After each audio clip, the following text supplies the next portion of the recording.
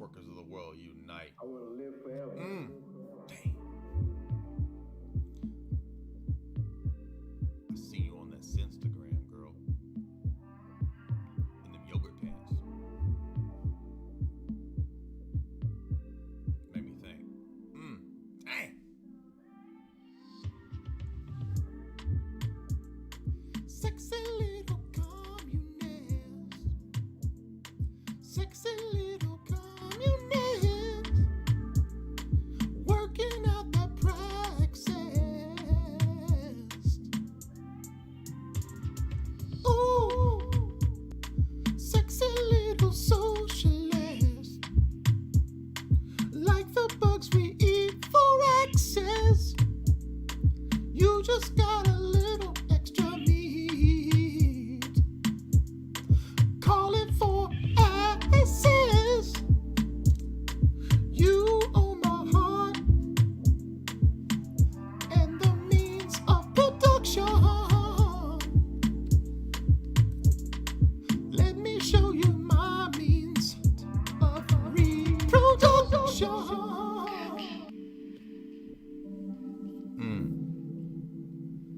Fetal cell I want sprite. to live forever. Tonight's the night. Ballin' like Joseph Stalin. Ooh, sexy little communist. Sexy little communist. Doing little praxis. Ooh, I seen you on my Instagram. You made it my Sinstagram. Sexy little socialist. You gon' make me Marxist. Big girls need their loving too. You expose the big booty industrial complex. Big booty industrial complex exposed. Twerkers of the world unite.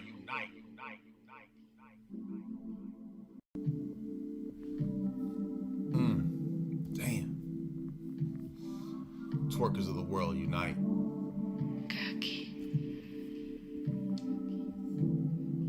Twerkers of the world unite. I want to live forever. Damn. I see you on. All right.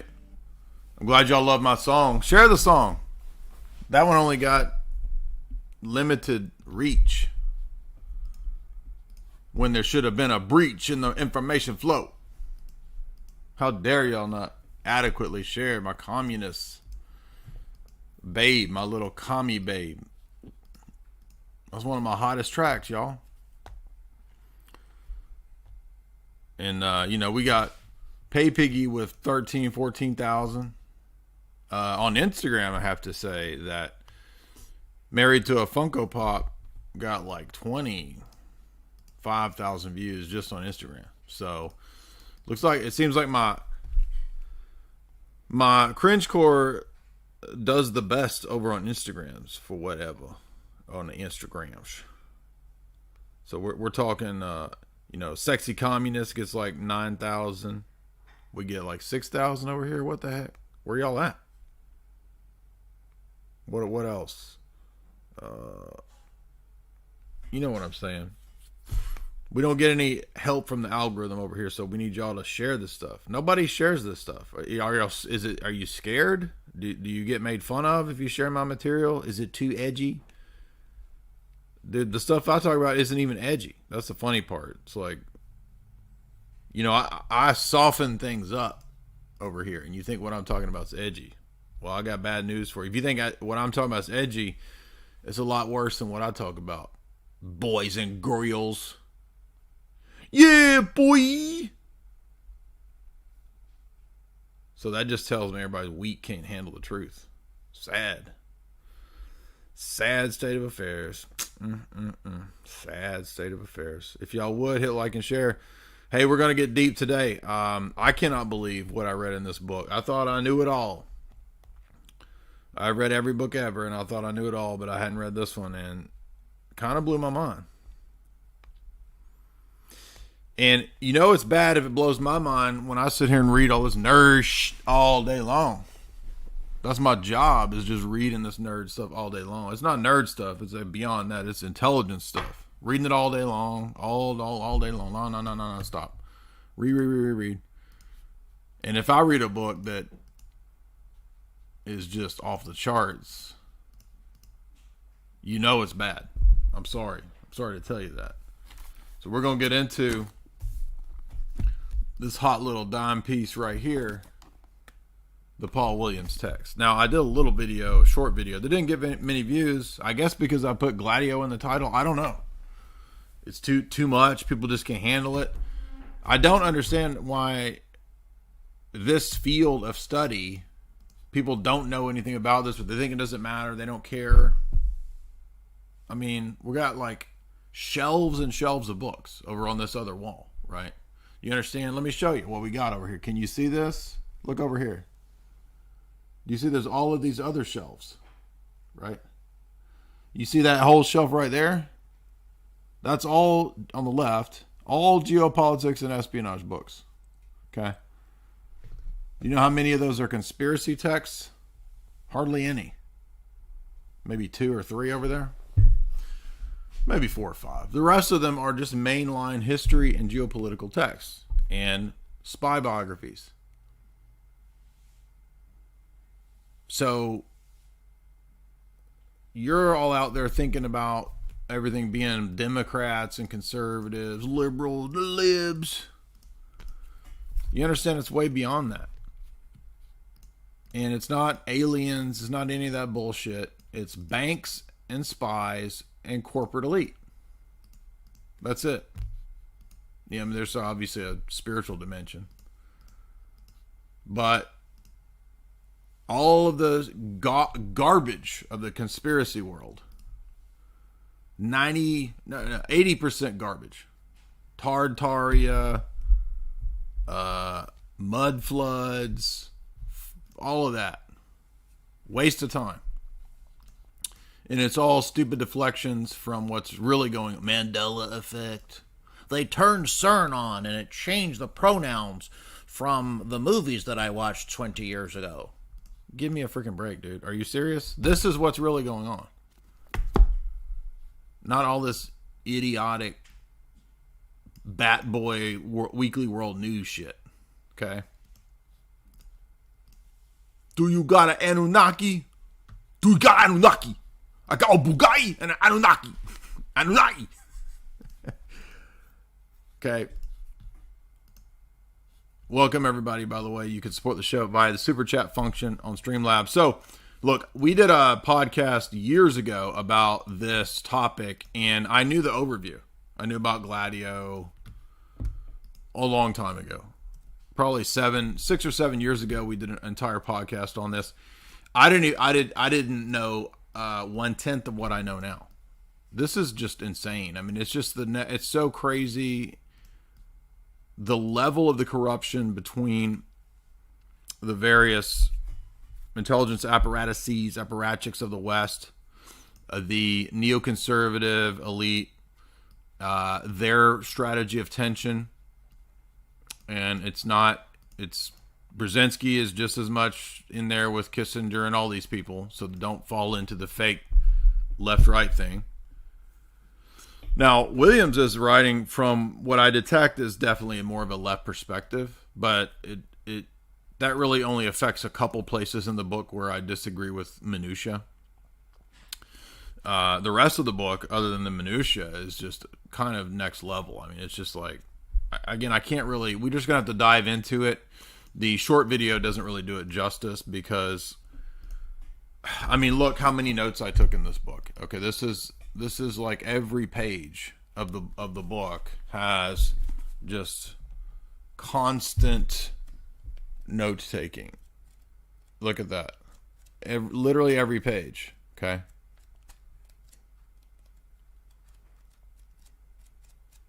And you know, if I'm burning through sticky notes, you know it's a good book, right? And I think what's great about this book is that he ties it all together. He's tied it all together, and he includes in the latter chapter the big boys, and the big boys, Alan Watts style, the big boys.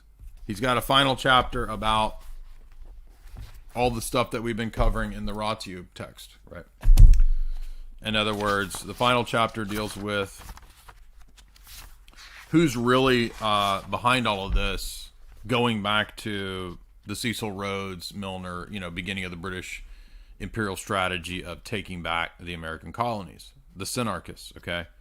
So he goes back to Society of the Elect with Rhodes, Pilgrim Society, that cartel, Chatham House, Pratt House, creation of CFR, trilaterals, all of that, United Nations, all the exact same stuff in this book. Okay, so again, all of this information, it always coalesces to the same sources, the same power structure. And I'm glad that he gets into the Rockefeller Foundation, the creation of Mujahideen. I mean, that's essentially where the book goes at the end. That will be in the part 2 for the people that subscribe if you want to get my analysis, where I tie it into the other texts that we've read over the years that deal extensively with the Operation Cyclone, the creation of and usage of Mujahideen, the freedom fighters, which become, according to Zapazinski, sit down and shut up, become the base, or what will be called Al-Qaeda. The CIA freedom fighters in the 1980s. We're almost done with this book, too, so that one's ready to go. And for subscribers, I got good news because the day tapes are complete. I finished the day tapes, and I'm ready to do a discussion of the day tapes, tying it into the Coleman book and the thing that we're doing with Frank right now, going through Brave New World again with Quite Frankly, and then how that ties into Marilyn Ferguson's classic text, The Aquarian Conspiracy, which is not a conspiracy book, for those that don't know. She is a rabid promoter of the New Age movement. And so she titled her book Conspiracy because she calls it a benevolent conspiracy. But tonight we're going to get into the overall view, which links Papa Frank in terms of the Vatican, the last several occupiers of the papacy. We are going to get into the history of the connections between organized crime and the Vatican, the structures and networks of the trafficking, as in, smoking a little bit of Terrence McKenna, all of that stuff. You know what I'm talking about. We're going to get into the intelligence agency's usage of these things, the entire divulging of Gladio, which was not known until 1990. And yet, in the God's Banker book, which was laughed at and joked about as something absurd. Hey, Jamie, could you do me another espresso? Forgot to grab my God's Banker book.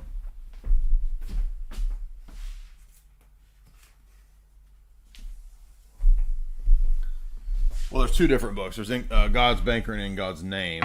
But I'm talking about this. So the original David Yallop book, In God's Name, when Yallop wrote this controversial book about the assassination of JP1, he didn't even realize he was stumbling on Gladio. Nobody knew what Gladio was yet, unless you were in Gladio, right? And so he was writing about the connections between the Sicilian mobster Michele Sindona and all of the meetings between Sindona, Archbishop Marcinkus of the Vatican Bank, and Paul VI. And particularly Paul VI was really notorious in terms of being involved and wrapped up in all of this. But it continues, it begins with Pius XII and William Colby, and then it continues all the way until probably present day. But I mean, we definitely know it continues up into the era of the death of John Paul I, which was suspicious. And then the 1980 Bologna, Bombing, which was a Gladio operation, up into the period of mafia busts in the 1980s in New York and New Jersey, all tied to this, to Gladio and the Vatican Bank scandals. So I just couldn't believe, digging into the depth of this, how vast this was, how interconnected these things are, and how vindicated Yallop has been writing about what is basically Gladio before anybody knew what Gladio was. Okay, so he stumbles on this. This is 85. He wrote this in 1985. And then this leads later to the 2005 publication of Daniel Ganser's book, NATO's Secret Army, which is his PhD thesis on Gladio. Now, a lot of times people approach Gladio from the perspective of the left or perspective of Russian intelligence and so forth, because Gladio was originally a P2 Masonic Lodge fascist Italian government linked with the CIA, Bill Donovan, James Jesus Angleton, Paul Hellawell operation. So we have to go back to the time of the Dulles brothers when Operation Paperclip was in play, right? So this is when the pro-tiny mustache, the down low tiny mustache men people were in the Vatican, or in the CIA, right? And by the way, isn't it interesting that those same networks, exactly what's happening right now. That's why there's support for tiny mustache man followers in the Ukraine, because in Uk, the same networks that were set up by Galen and others, Skorzeny and others, are still the networks in Uk. Old CIA, German intelligence, B&D networks set up. And once you know all this, it's all obvious. It's like, oh, duh, of course, yeah. So does this mean that I'm approaching this as someone, oh, I like Sovietism? No. I do not believe either of these positions are good. And we talked last time about information from two different neocon CIA perspective when we did this book. More of a leftist view from this book. Both books confirm all kinds of things, although I think this one is more disinfo, because this one pushes the ridiculous narrative about the assassination attempt on JP2. And of course, Williams deals in depth with the JP2 event. It ties into ultimately what was going on in Turkey. So with the figure of Ali Agca, Mehmet Ali Agca, who is, of course, the purport of the would-be assassin of JP2, that everybody knows is due to his connection to the Babas and the Turkish Mafia known as Grey Wolves. Grey Wolves are the assassins connected to Turkish intelligence, Turkish Mafia. The Turkish MIT, which is their intelligence apparatus, was set up by the CIA in the 70s, I think, 70s and 80s. So Turkey was key for the NATO/CIA Cold War operations. I know about this firsthand because I had a family member that flew missions at this time out of Turkey for the Air Force during the Cold War. So the Pentagon saw Turkey obviously as a key for that region, and they wanted to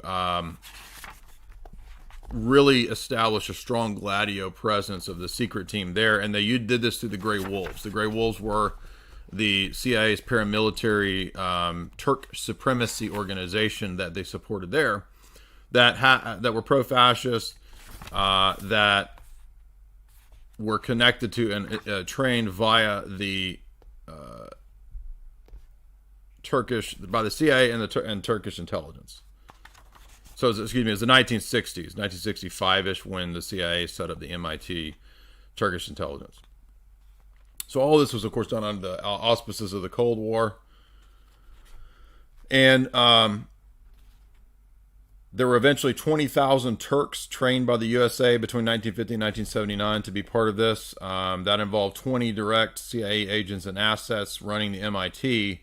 And, that was the 1950s. So it's the 1950s where they set up the MIT, and then it's by the 1970s that they have the full-on training of the Grey Wolves.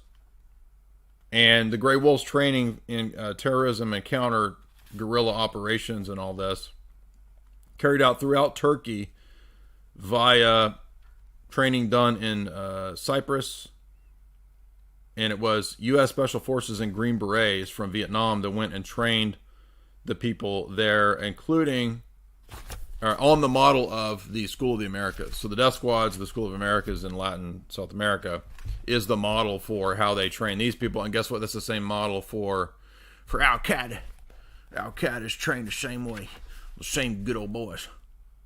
Now, who was behind all of this? Well, none other than William Colby and his direct connections with CIA operative Michael Ledeen and Licio Gelli. And we've covered William Colby in depth, but that's not even the Williams text. That's just the PhD thesis of Ganser's book, NATO's Secret Armies. Now, again, this doesn't mean that I'm not saying that the leftists are good.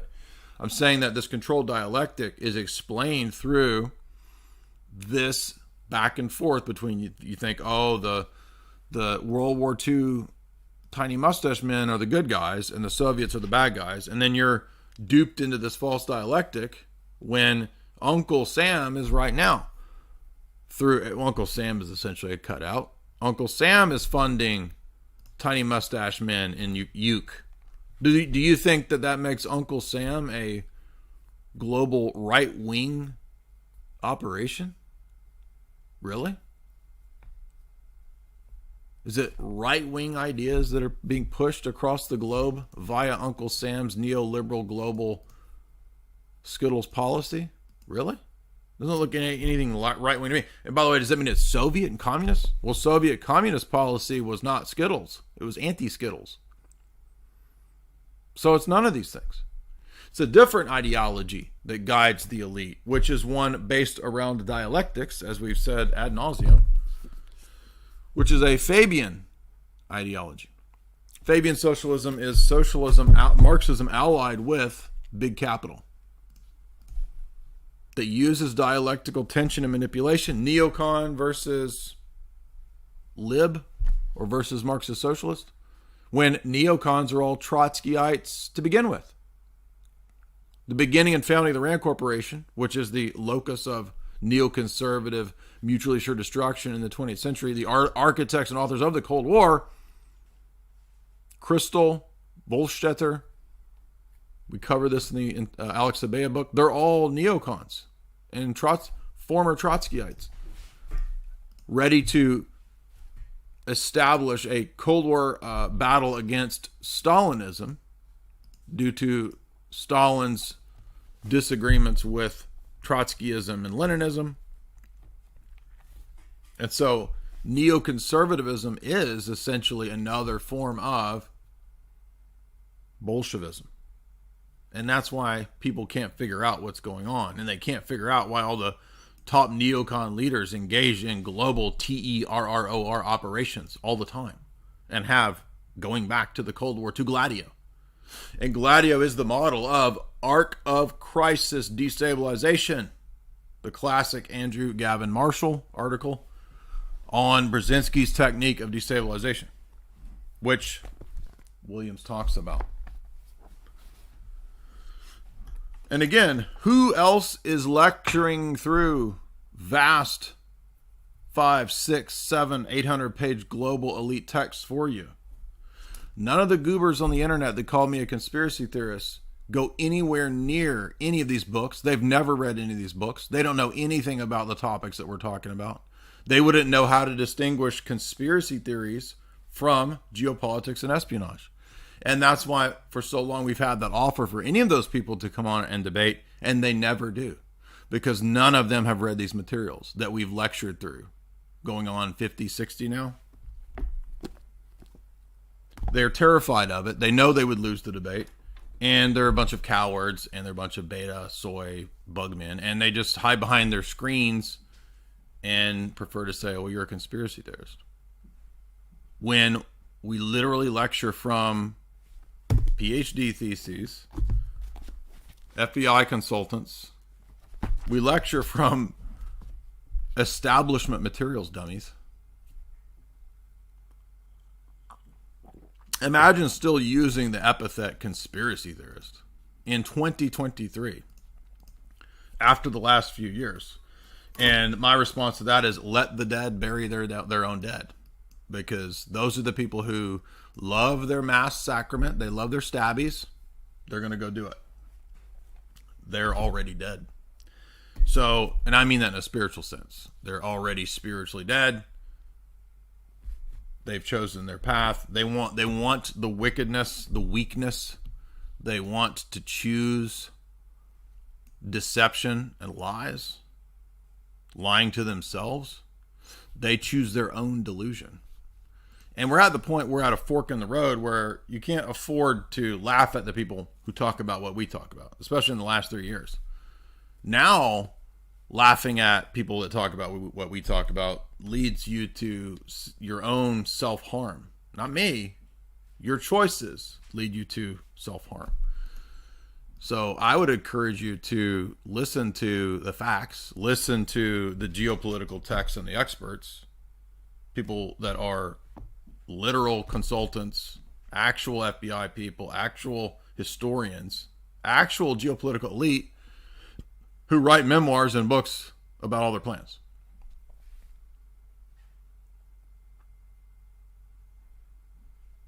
But we don't have a population and a people group and leaders out there that are actually academic or intellectual or anything other than lackeys and losers. I'm talking about the academic elite. They're cowards.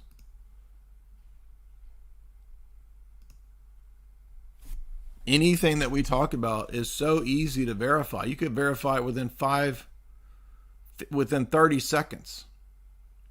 Because all of these things that we talk about are public.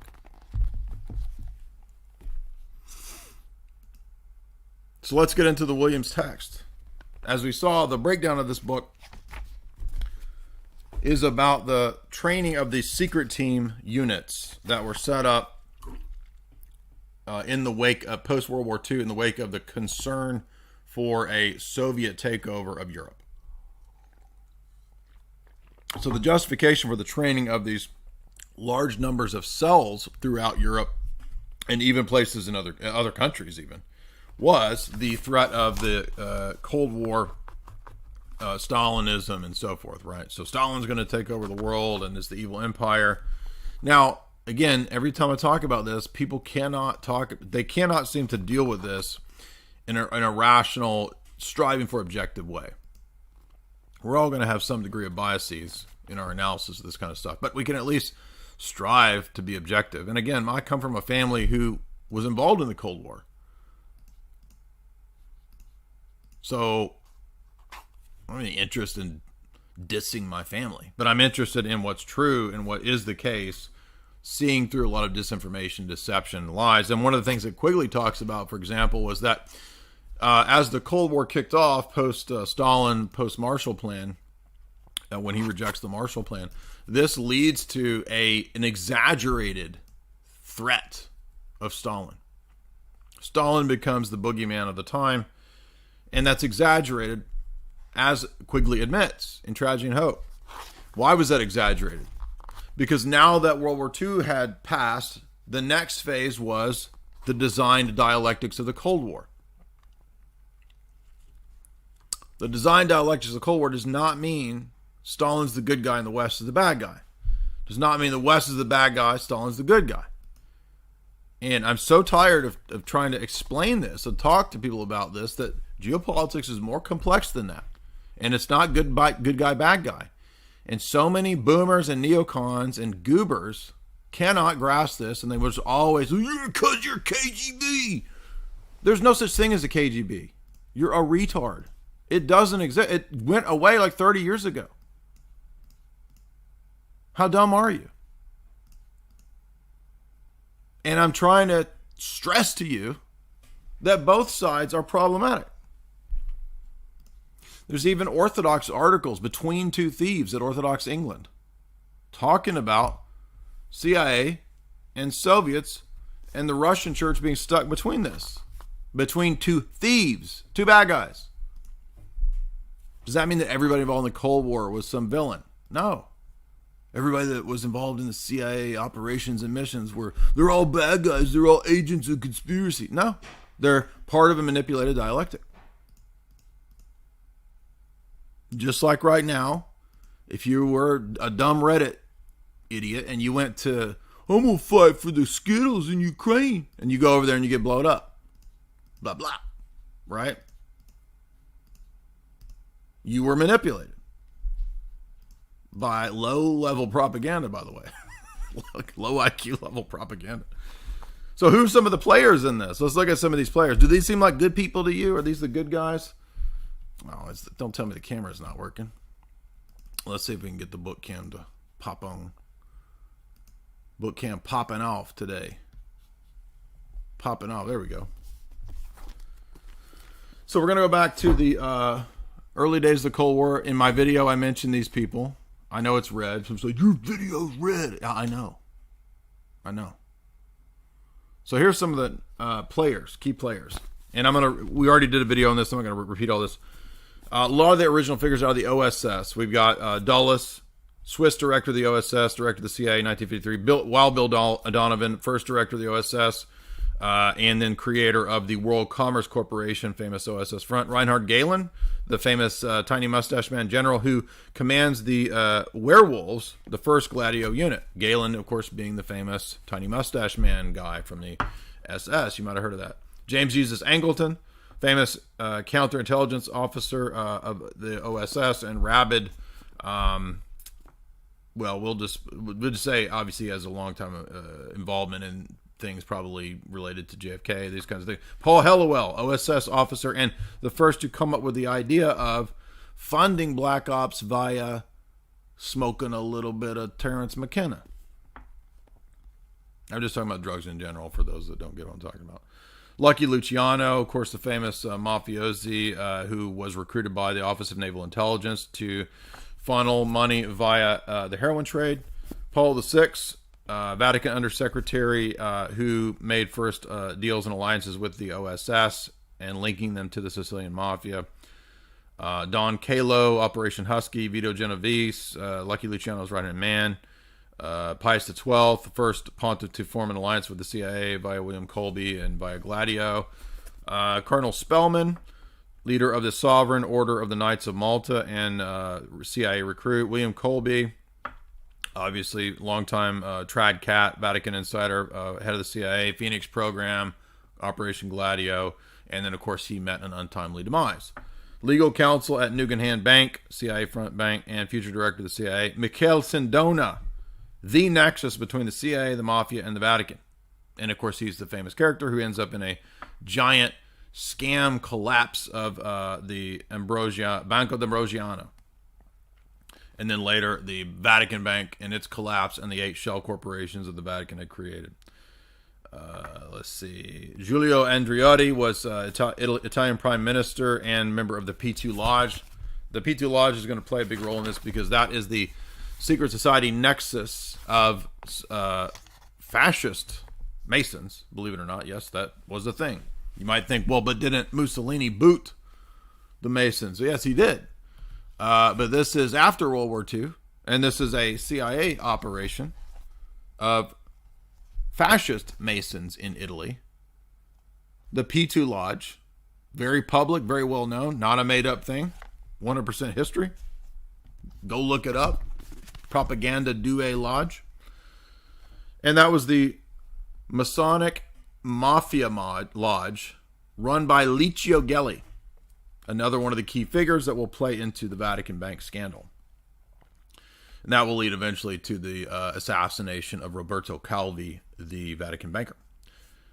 The Vatican banker, the religious leader that runs the Vatican Bank, is known as Monsignor Archbishop Paul Marcinkus, the head of the Institute of Religious Works, which is the Vatican Bank. Ted Theodore Shackley, CIA operative who runs the heroin trade in Southeast Asia, plays a key part in the attempt on JP2. Henry Kissinger, master geopolitical strategist and one of the strategists behind Gladio. Father Felix Morleone, a former SS official and ecumenist and creator of the pro-deo intelligence and education network. So that's actually a front. Michael Ledeen, U.S. CIA operative closely tied to P2. Zbigniew Brzezinski, NSA, a national security advisor, obviously, to many presidents. He's a Kissinger type of figure. Juan Perón, the thrice elected president of Argentina, who was inducted into the P2 Lodge by Licio Gelli. Pope Francis, you probably have heard of him. Have you heard of Pope Francis, anybody? You know what I'm talking about? old Papa Frank. Operation Condor, the CIA's operations in Latin America, which involved and were directly connected to Papa Frank. John Paul II, who is close to the CIA via all of the funding that comes through Opus Dei and Solidarity. So, as we saw, a big key, as admitted by the neocon writer, Spies in the Vatican, right? The CIA money that came to the tune of tens of millions of dollars through Opus Dei, through William Colby, etc., others later, to the Vatican and to Solidarity. Solidarity was Lech Wałęsa's movement, which helped bring the wall down, and John Paul II was a key figure working with the CIA and Lech Wałęsa to do that. Now you might think, oh, but doesn't that make John Paul a hero and a saint and a good guy? No, it does not. In fact, he is a dupe and a tool of these people. That's the point. And that's why Vatican II happens. That's why there's so much Americanism and ecumenism at Vatican II. Did you think it was all theology nerds? Did you not think that there's powerful, wealthy individuals, powerful states, powerful private actors involved in the promotion of ecumenism in Vatican II and altering and changing not just the landscape of the Roman Catholic Church, but all religions in the West? It's called the Doctrinal Warfare Program. It's a real program. And as we've covered ad nauseum, that's in this 800-page academic text. It's not a conspiracy text. It's an academic text. John Courtney Murray.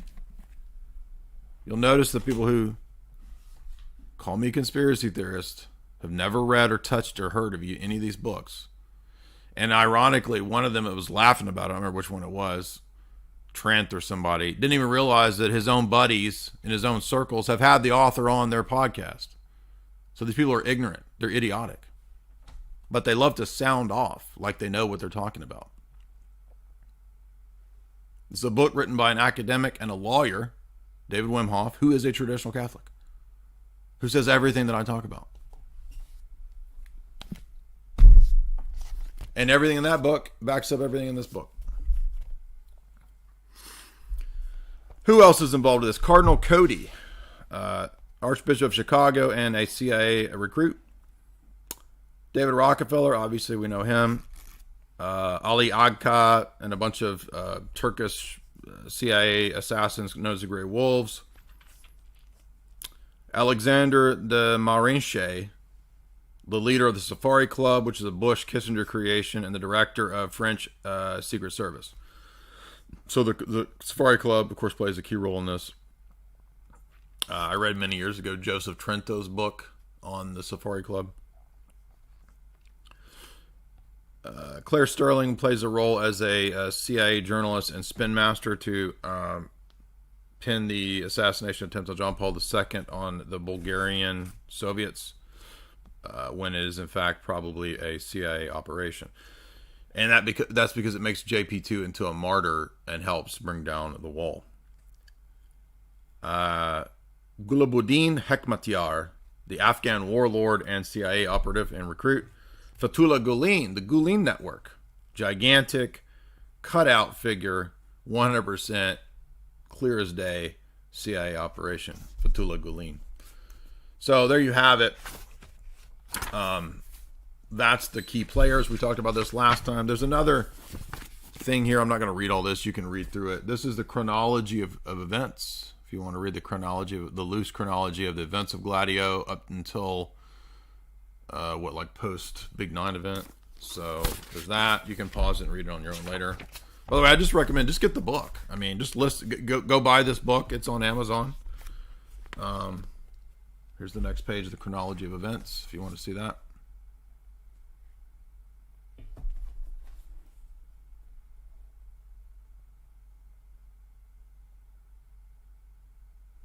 And then the last page, the chronology of events right here.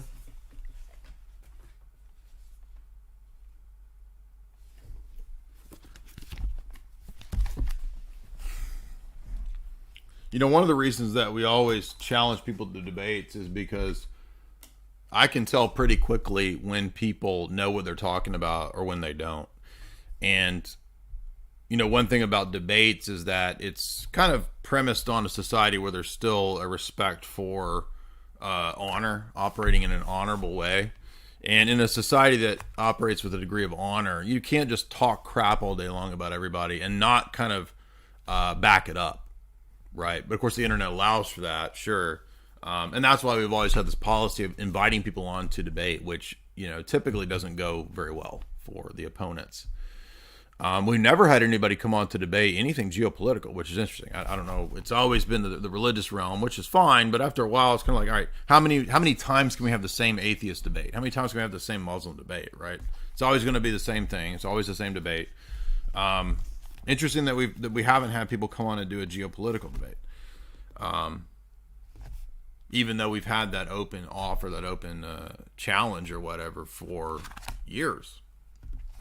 And there's always one or two people that do step up. They want to do it. And it's like some guy with 30 followers and nobody knows who he is. And he's believes that he's divinely commissioned to debate, prominent public figures. Not talking about myself, talking about other people. And it's like, dude, nobody even knows who you are. What are you talking about? And you're like delusional, thinking that you're commissioned and like you deserve a debate with people that have, 500,000, 1 million followers. That's always what it is, right?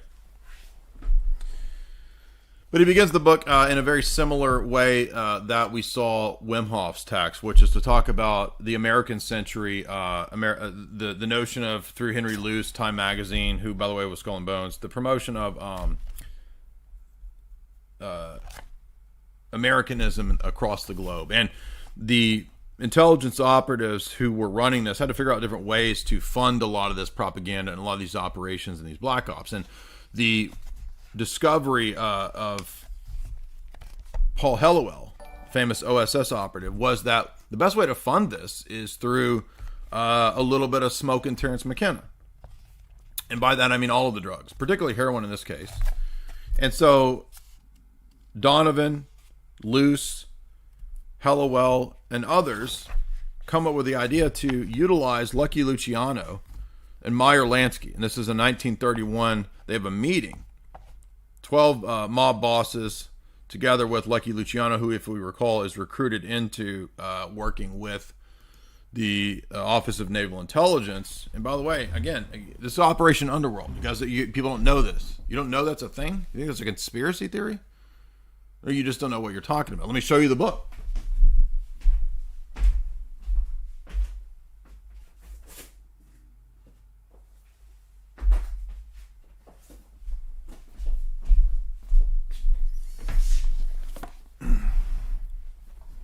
Never heard of Operation Underworld? It's a mainline history text. You think that's a conspiracy book? I just got it the other day. It's a mainline historical text. Another mainline historical text.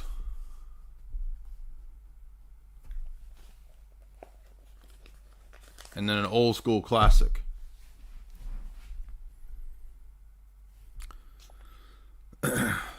And so, as you know, when we've covered the history of organized crime, we looked at Selwyn Robb's book.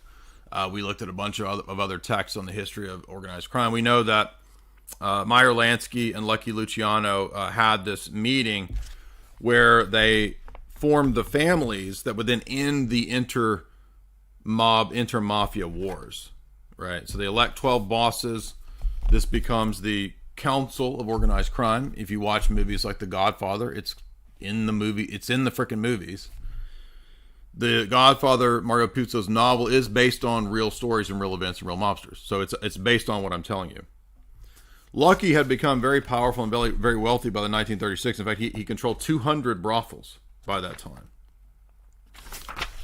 And he was so powerful that when they locked him up for whatever they got him on, he was able to actually have like the cell that you see in Goodfellas, right? Remember, it doesn't the boss or whatever, or underboss, when he gets locked up in Goodfellas, doesn't he have like a record player and like a big stove where they're all cooking, spaghetti? It's literally that's what Lucky had. He was so powerful that in jail he had like the penthouse cell. And there was a funny story that I never had heard of, that the organized crime figures had dreamt up. This is pretty wild. The organized crime figures did their own fake flag, where they burned a naval boat, and this ended up, through a bunch of subterfuge and lying, getting Lucky Luciano set free, which then allows Lucky to participate in Operation Underworld, which is pretty fascinating. And then Williams goes into discussing the early connections between the OSS and the Mafia. And so remember, the OSS is the predecessor to the CIA, 1942. CIA is 1947. And they meet together with, the OSS calls this meeting together with Don Calo and a bunch of other mobsters that Mussolini had imprisoned, who were then, I guess, let loose post-Mussolini. And they came up with this plan, and they notified Paul VI of this, right? Paul VI being the Vatican II Pope after John XXIII, who called Vatican II. They notified that they had a plan to have a coup. This is pretty wild. This ended up not being successful, but when Mussolini was defeated, they had this plan to install a bunch of the mob bosses throughout Italy and Sicily to be the leaders of Italy, which is pretty funny. And this is called Operation Husky, and it would have allowed mob boss Don Calo to have become the mayor of... Thanks to the success of Operation Husky, the code name for the Allied invasion of Sicily, Don Calo was appointed to... he was successful, excuse me. I mean, successful in the sense of making him the mayor. I forgot that. So the OSS puts a mafia guy as the mayor of Villaba. So, and this is one of their guys that they had recruited into this alliance between the OSS and the Sicilian Mafia. And that's, of course, because the Sicilian Mafia was anti-Mussolini, because Mussolini had locked up and booted a bunch of the mobsters. This ends up in Lucky getting out of jail, and he's given a Medal of Honor and shipped back to Sicily, and they give him a hero's welcome. Isn't that crazy? And this is partly why in the U.S. you have the glorification of the mobsters and the organized crime figures in Hollywood. Hollywood is supporting this because the Pentagon, Naval Intelligence, the OSS, CIA, British intelligence, they're all allied with and supporting organized crime, particularly in the U.S. and in Italy. Another famous mobster, Vito Genovese, was actually an army translator. So because these mobsters knew the drug lanes, the black markets, they were recruited into being even working in various capacities, various intelligence capacities. And so in 1946, the mobsters made a full-on alliance with the OSS. And this is covered in 39, 40, 41. We have the Mafia-OSS alliance. This takes place at the Hotel Nacional in 1946. Hotel Nacional. Who's present at the Hotel Nacional meeting in Havana? Havana, Cuba. Have you seen Godfather 2? Right? Now, I think in Godfather 2, this is like taking place... It's not the 40s in Godfather 2. Maybe it is. I can't remember. By the way, one of the Navy leaders, James Forrestal. Was it James Forrestal? Ran afoul, by the way, of one of these mobsters, and they threw him out of a window. So, just because you were a admiral or head of the Navy or whatever, doesn't mean that you won't get thrown out of a window. In October, at the request of U.S. intelligence agents, Lucky Luciano traveled to Cuba, where he met Frank Costello, Vito Genovese, Albert Anastasia, that's Murder, Inc., Meyer Lansky, and they discussed the Paul Helliwell plan. Paul Helliwell is the OSS guy who plans the usage of heroin and the global heroin trade via the Sicilian Mafia to fund Black Ops. This is the beginning of the international CIA-OSS drug trade. Together at the Hotel Nacional, it's not just the mobsters, it's a bunch of lawyers, millionaires, Wall Street people. They're all recruited into this early OSS phase of alliance with the Mafia. Helliwell comes up with what he calls Operation X. And Operation X is the opium trafficking from various places like labs in Sicily to ports in USA like Miami, New York, New Jersey, etc. Other mobsters present included Mike Miranda, Joseph Magliocco, Joe Adonis, Tommy Lucchese, Joe Profaci, Willie Moretti, the Fischetti brothers, who were the heirs to Al Capone's Chicago outfit, and Santos Trafficante, who is, of course, the Florida mobster. They were all present at Hotel Nacional, and guess who came and sang the Song of Honor at this meeting? Your boy Frankie Sinatra. Of course, who else would it have been? So then the OSS gets reorganized in 1947 under Truman to be the CIA. Everybody knows that. Now the CIA decides to focus on recruiting Wall Street individuals, lawyers, and millionaires out of the Eastern Seaboard elite. So this is your Yale, Skull and Bones, Harvard, right? That's where they start pulling from their crew of goons. And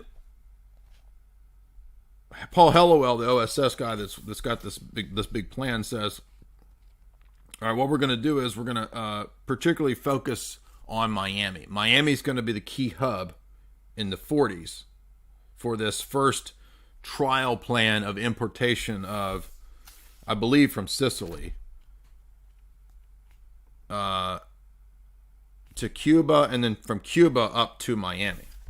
And his main, this is Operation X. His main figure there is the character of Santos Trafficante, who is the Florida mobster. He runs the Florida jurisdiction. So if you don't know, there's jurisdictions in organized crime. Carlos Marcello is the running New Orleans. Santos Trafficante here in Miami and in Florida. Capone outfit in Chicago, etc., etc. In New York, it's the five families. So do you understand how that's the structure of this? Operation X is then run through. Now, this is a key point to take away, because this is a pattern that we see throughout a lot of these texts, and that is the creation of the shell corporations. And that will especially be clear when we see the shell banks that are set up, the fake fronts, particularly in regard to the Vatican bank scandal, which will occupy a significant portion of the book later on.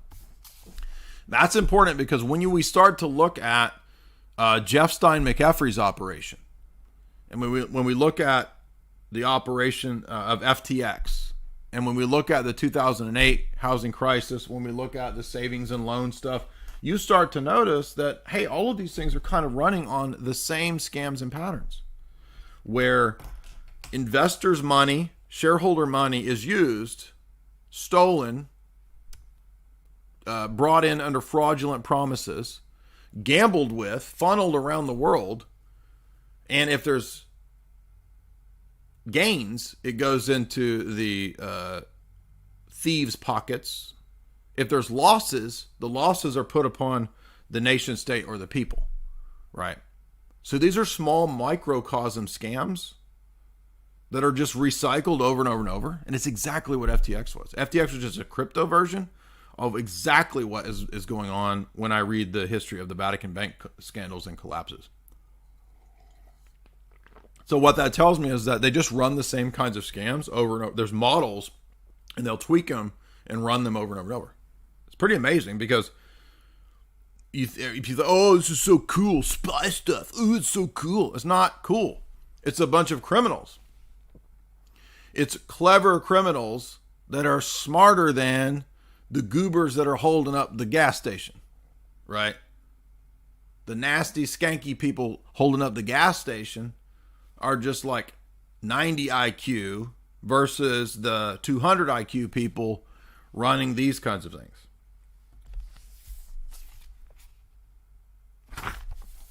So, no, it's nothing to do with glamorous James Bond. He's going to sleep with a bunch of women to save the country. No, it's a bunch of criminals. That's all it is. And you were sold a bunch of Hollywood garbage, right? That it's all heroes. Now, I'm not saying everybody that works in intelligence or special operations is a criminal. I'm talking about these specific cases. These are criminals. So, when all of this begins to come out early on, there was some of this was starting to leak out back in the day, in the 1950s, that the CIA was working with a lot of these shady figures. Well, they just burned a bunch of the records, okay? And that was to cover up a lot of this stuff. But one thing that emerged was that certain organizations like the Knights of Malta is really just a kind of a front for some of these CIA operations. That was already starting to come out. And people were starting to figure out that the Vatican Bank would be a perfect entity to do a lot of money laundering through, precisely because it's one of the most secretive banks on the globe. In other words, because the Vatican Bank is above the law, because the Vatican is its own city-state, it is not subject to the laws of the state of Italy. What a perfect scam. Oh, we have a bank that's above the law. Oh, it's God's bank. Amazing. Dirty money. Because you understand that before the modern era, back when you're having to run all these black operations, you have to fund it with black money. You can't just take $1 million out of the CIA budget and send it to Afghanistan to arm a bunch of crazies, right? That's why you take handbags or suitcases of cash and gold to the Afghan warlords or to the Colombian drug lords, right? You need to pay them in off-the-books money. And so elaborate operations were created to pay for these kinds of operations, because they knew that, number one, people aren't sophisticated. You can't just go to Congress and say, we need $15 billion to run an international drug operation. Can we have that? Let's ask the population. Yes, I vote for that. We should give the CIA $15 billion so they can run giant black market operations. Yes, very good idea. Let's create fake banks and corporations. No, people are not going to. This is like off of the books. Everybody else is too dumb. They can't know this stuff. It's just a giant recipe for massive corruption. It's a national security secret. We got to guard the opium fields so that the Taliban don't get it. Oh, really? Is that why opium production goes from like 200 tons a year to 5,000 tons a year in 2014 after the U.S. occupation of Afghanistan? Duh, how dumb are you? That's all public numbers too, by the way. And that's why all those banks were caught years ago in 2012, 13, 14. I'm talking about the giant banks in the world. Public articles on The Guardian, The Telegraph, everywhere. Hundreds of millions, billions of dollars laundering drug money. All public information. Not conspiracy theories. Mainline news stories. What is that? How could you have all of these giant mega banks as giant money laundering operations? How is that even possible? Somebody would know. If they found out, it couldn't happen because they would get out. Guess what, dummy? It does get out. All the time. Multiple instances of this. Now, what happens when it gets out? Some mega bank turns out, they were caught laundering $300 million of drug money. $4 million fine. Literally. We slapped them with a $4 million fine when they made $300 million. It's comical. And what's even more comical and crazy to understand is the level of income that the global drug trade makes, which will blow your mind. Where does all that money go? It goes to this stuff. It goes to all of these black operations. And by you sitting there and saying, well, if this was all happening, it would come out. It comes out all the time. I've been watching and studying and tracking these things since 2003. So Williams goes on to talk about that the Vatican Bank is a perfect bank as a cover for these kinds of operations. For one, the Vatican Bank doesn't have a paper trail. And then so in 1947, William Colby has the great idea to be making a direct alliance with Pius XII. So this is right prior to Vatican II. For the purpose of funneling $65 million from the CIA into the Vatican Bank. Now, William Colby's not yet head of the CIA. He's just the CIA station chief in Rome at this time. So he's involved, obviously, in Gladio, right? He's a key figure as the CIA's point man between the CIA and the Vatican with Pius XII. And Colby was a, committed trad cat. We've covered the whole documentary, The Man Nobody Knew. I've recommended it millions of times. Again, people, you gotta educate yourself, okay? You need to educate yourself on this stuff. Because if you're still calling me a conspiracy theorist, that's on you.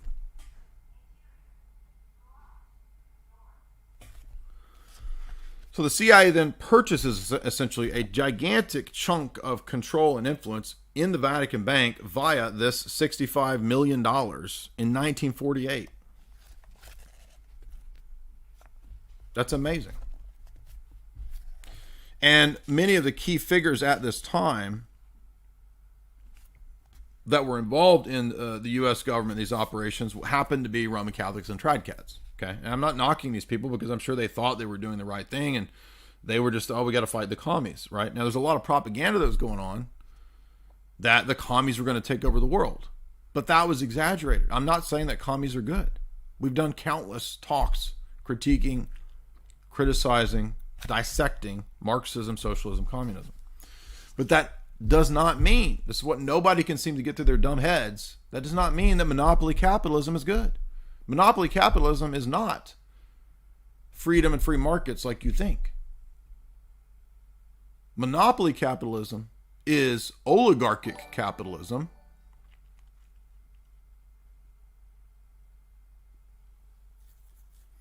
that is allied with Fabian, so it's Fabian socialism.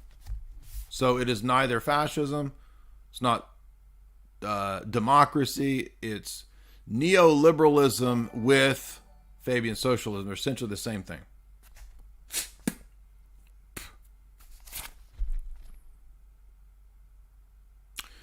Funny too, at this time, Cold War is just now kicking off. So this is 1947. This is right when Cold War kicks off. Cardinal Spellman, who we saw is probably, he was probably compromised, by the way, begins an American Vatican-sponsored campaign to encourage all Italian Americans to vote against Togliatti, who was the communist person running in the elections in Italy. I'm not saying the communists are good. I'm just trying to tell you what's going on. And Spellman is told to do this via the CIA, right? And so that the Roman Catholic Church mounts this giant campaign with Catholic celebrities, Frank Sinatra, Bing Crosby, Gary Cooper, and they all push the Christian Democrat Party. But the Christian Democrat Party was basically bought and funded with this CIA Vatican money. Pius XII realized that he would need millions more dollars from Uncle Sam, since the Communist Party in Italy had now gained about 50% of the population. So in order to defeat the Red Menace, this is where we begin to get the ideas for Gladio.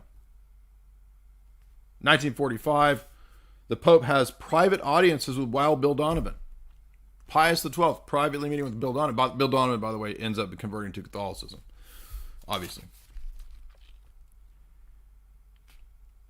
In the months after the 1948 elections, the CIA dumped $65 million of black funds into the Vatican Bank.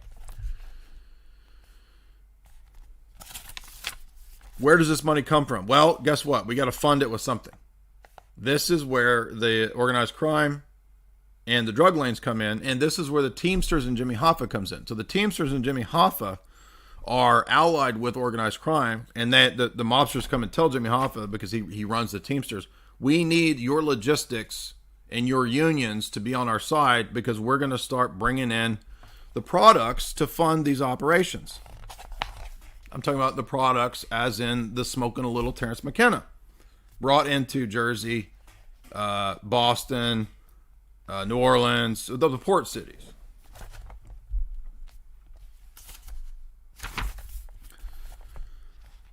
So, if you're wondering, well, how does the Vatican get away with this? I mean, is there an entity that will... No, there is no entity that investigates the Vatican, because due to the Lateran Treaty, the Vatican is made a sovereign city-state. Now, another bank is set up via these goons at this time, which will be a very important bank in this whole story, known as the Banco d'Ambrosiano, named after St. Ambrose. Imagine naming a giant scam drug bank after St. Ambrose. But that is the logic of these unbelievably fraudulent... I mean, it's worse than the money changers in the temple. I mean, this is a whole other level beyond this. And this kicks off, by the way, as part of this Cold War fervor for the next several decades. A bunch of these neocon right-wing Cold Warrior people, they're not actually right-wing Cold Warriors, by the way. I mean, there are in the sense that they think they're serving conservatism. But there is this nexus that has a tremendous amount of power throughout the Cold War, who are famous Roman Catholic governmental figures. Now, I'm not saying right now that the Roman Catholics run the American government. Now, there are entities that are very liberal, Fordham University, that's Jesuits. So Jesuits do have a degree of influence, but I don't think that the Jesuits aren't running the country or this kind of stupid conspiracy theory, nothing like that. But it is important to notice that in the Reagan White House, for example, we get to the period of Reagan, there's still millions of dollars being put into the Christian Democratic Party and all these entities up throughout the Cold War. I don't remember when the Christian Democratic Party comes to an end, or if it still exists, I'm not sure. But there's $20 million a year aid from the CIA to the Christian Democratic Party. The CIA Vatican desk is then chaired by the figure of James Jesus Angleton. James Jesus Angleton, of course, is made a Knight of Malta. And then we see several figures who are Knights of Malta who play a key role in a lot of this Cold War skullduggery. And some of them aren't even Roman Catholics, believe it or not. Just like Jimmy Savile is given a knighthood, papal knighthood. Well, guess what? That's an old trick that they've knighted countless criminals and international thugs. Who else is part of the Sovereign Military Order of Malta? William Casey, CIA director. William Colby, John McCone, all future CIA directors. General Vernon Walters, CIA operative. Deputy director of the CIA under W. W also, by the way, was CIA director, I think, for a year. Albert Caron, William F. Buckley, the fake conservative. CIA media outlets are pumped with a bunch of money to push this stuff. Radio Free Europe, Radio Liberty, those are all CIA operations. NATO General and future Secretary of State Alexander Haig, also a Knight of Malta. Wild Bill Donovan, OSS head, Knight of Malta. And there's a particular Knight of Malta that you all might know, named Reinhard Gehlen, who was Tiny Mustache Man's intelligence chief. So you understand that Tiny Mustache Man, Bolshevik Man, liberal American Democrat man, they all serve the same interest, is the point here. They are put like chess pieces into battle with one another. But when they lose, do the Allies suddenly destroy all of Tiny Mustache Man's networks when Germany loses? Isn't that what the good heroes would do? No. They recruit via Operation Paperclip all of these people into the scientific community and then utilize via Gladio the Gehlen organization, Reinhard Gehlen, and today's German intelligence. This is what's crazy. I couldn't believe it's still on Wikipedia. Like they haven't changed this. The B&D, Germany's intelligence apparatus, was set up by Galen. I'm talking about the post-World War II. And that is precisely why the CIA pretty much has its fingers all throughout Germany. Germany is still a stooge, you could say, of Uncle Sam. And why is that? Because the BND was set up by Galen, and the Galen network is the Dulles network. It's all the same. Now, what's one of the purposes of Vietnam? Oh, you see, after Vietnam, why it becomes a new source of black op funds via the drug lanes, via the old French intelligence network. So France, that used to control these ports, France ran drug networks. Now it's Uncle Sam runs them after the Vietnam War. I mean, to believe that the reason that these wars are being fought to oust the evil dictators so they can have freedom, and that you don't know that it's about controlling black market networks and drug lanes, how naive are you?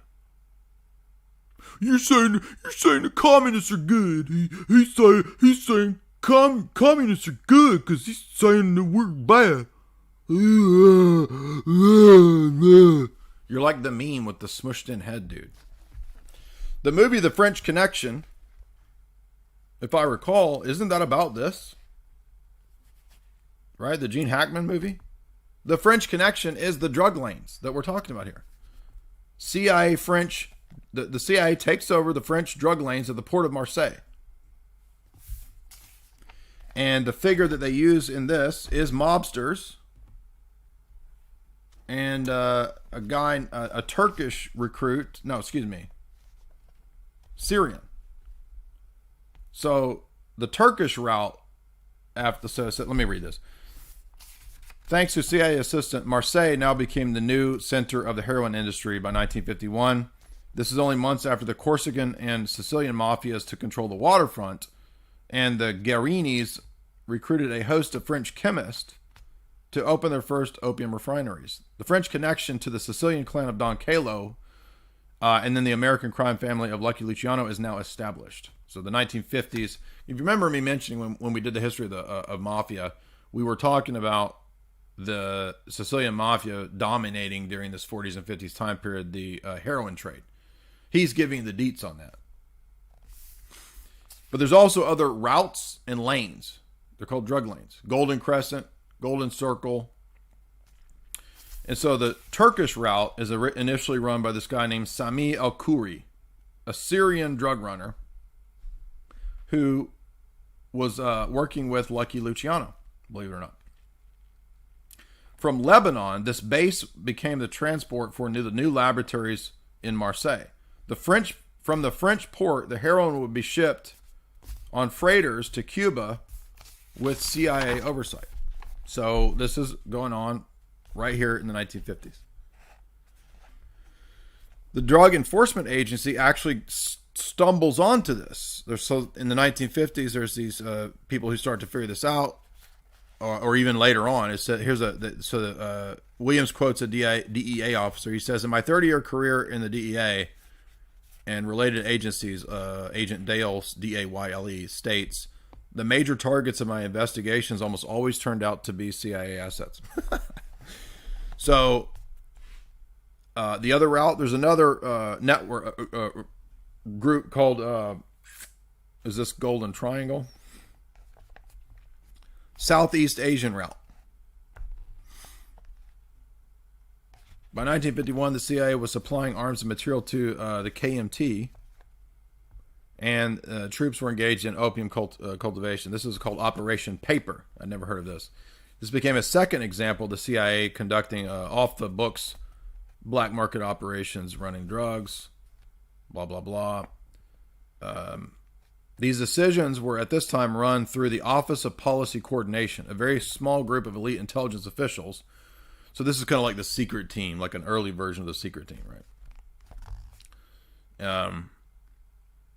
Who were coordinating these first two drug lanes. Now we get to So the CIA sets up this OPC, Operation Office of Policy Coordination, which is running basically directly it's the military-industrial complex directly telling the CIA what to do with this secret team of the OPC that is running drugs. And one of the things they begin to do is create shell companies. So some of the first shell companies that are set up, this is where they start to get creative. The first one is World Commerce Corporation, WCC, World Commerce Corporation. This is Wild Bill Donovan's idea to set up a front for a group of very wealthy friends who would also privately profit from this operation, not just the CIA. So this is David Rockefeller, Joseph C. Grew, nephew of J.P. Morgan, and Alfred DuPont, and Charles Jocelyn Hambro of the Hambro Brothers Bank. They set up the World Commerce Corporation. It was registered as a corporation in Panama, and they employed mob figure Sonny something. My page is ripped there. Sonny Fasu something, an international arms dealer who was able to provide services to Chang's National Army. The primary function of the World Commerce Corporation was to buy and sell surplus weapons and munitions from underworld groups such as the KMT and the Italian Mafia. In exchange for the arms, the KMT provided opium, and the CIA would also provide post-war intelligence. So opium was now flowing from the mountains of Burma and Laos via the civil air transport to Bangkok, Thailand.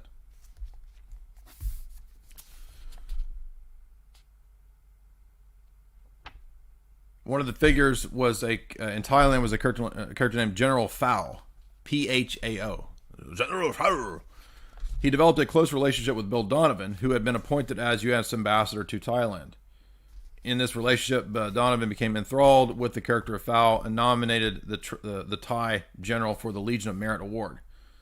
Although he did not win the award, General Phao by 1953 had received $35 million in aid from the CIA, as well as vessels and cargo planes used to transport the drugs to Hong Kong, Singapore, and Marseille. So they're just setting up now air transport, basically giant global logistics for running these products.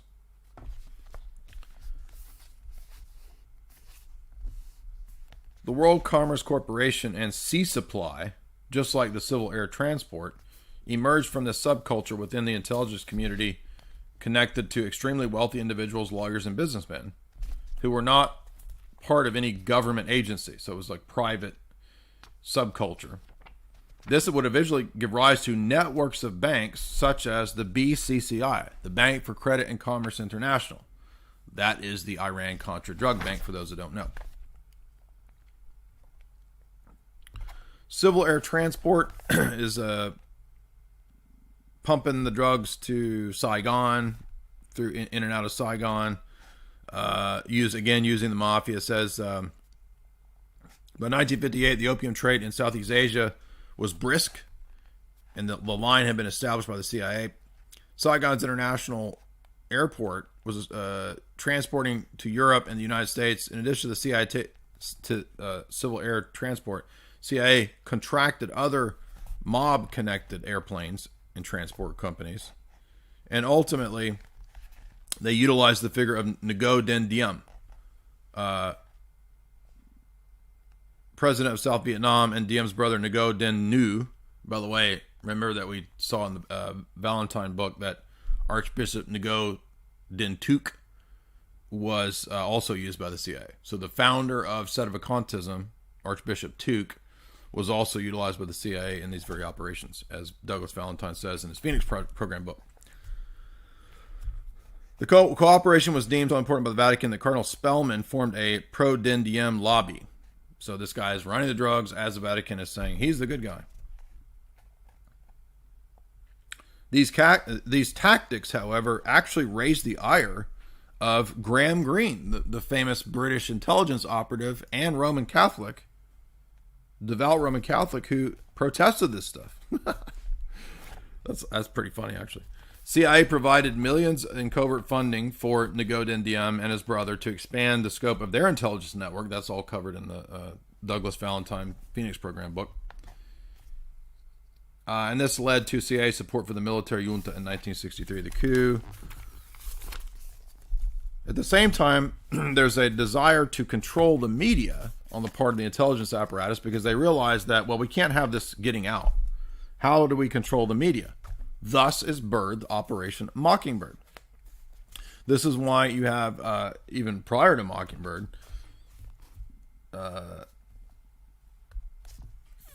well, I would say that Mockingbird is an outworking of actually the fact that multiple first heads of CBS, ABC, and NBC, the TV networks, they're all people from the OSS, and this is essentially the origins of Mockingbird. So he talks about Time, Life magazine, Henry Luce. We've covered this for many years, of course. The William Paley, Sarnoff, all these figures who are the heads of, the original networks. They're all essentially coming out of the wartime psychological warfare operations of the OSS.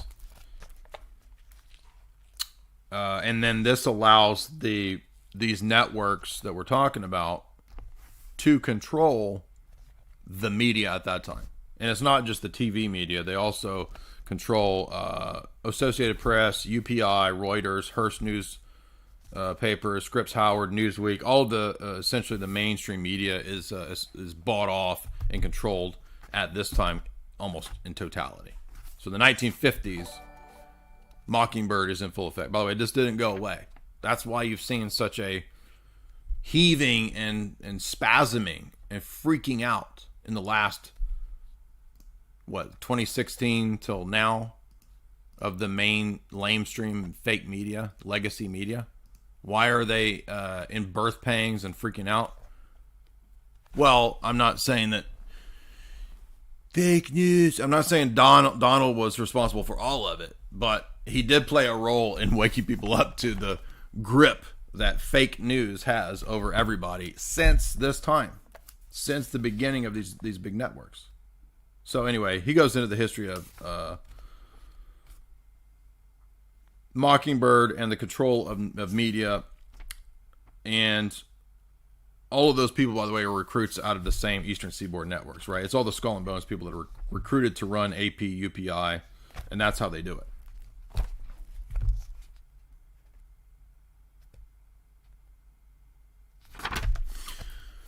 So again, to make some of these connections more palatable and understandable, Lucky Luciano then decides, I can help out better by giving you an alliance with people directly in Italy who are powerful organized crime figures.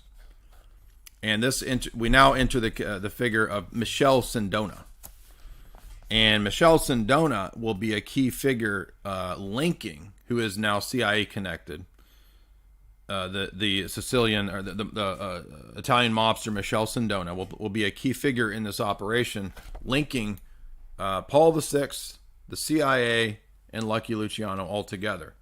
This will begin to coalesce what will birth Gladio. So remember, Gladio hasn't really birthed yet. We're just seeing the establishment of these deep state shadow networks that will then give birth to Gladio.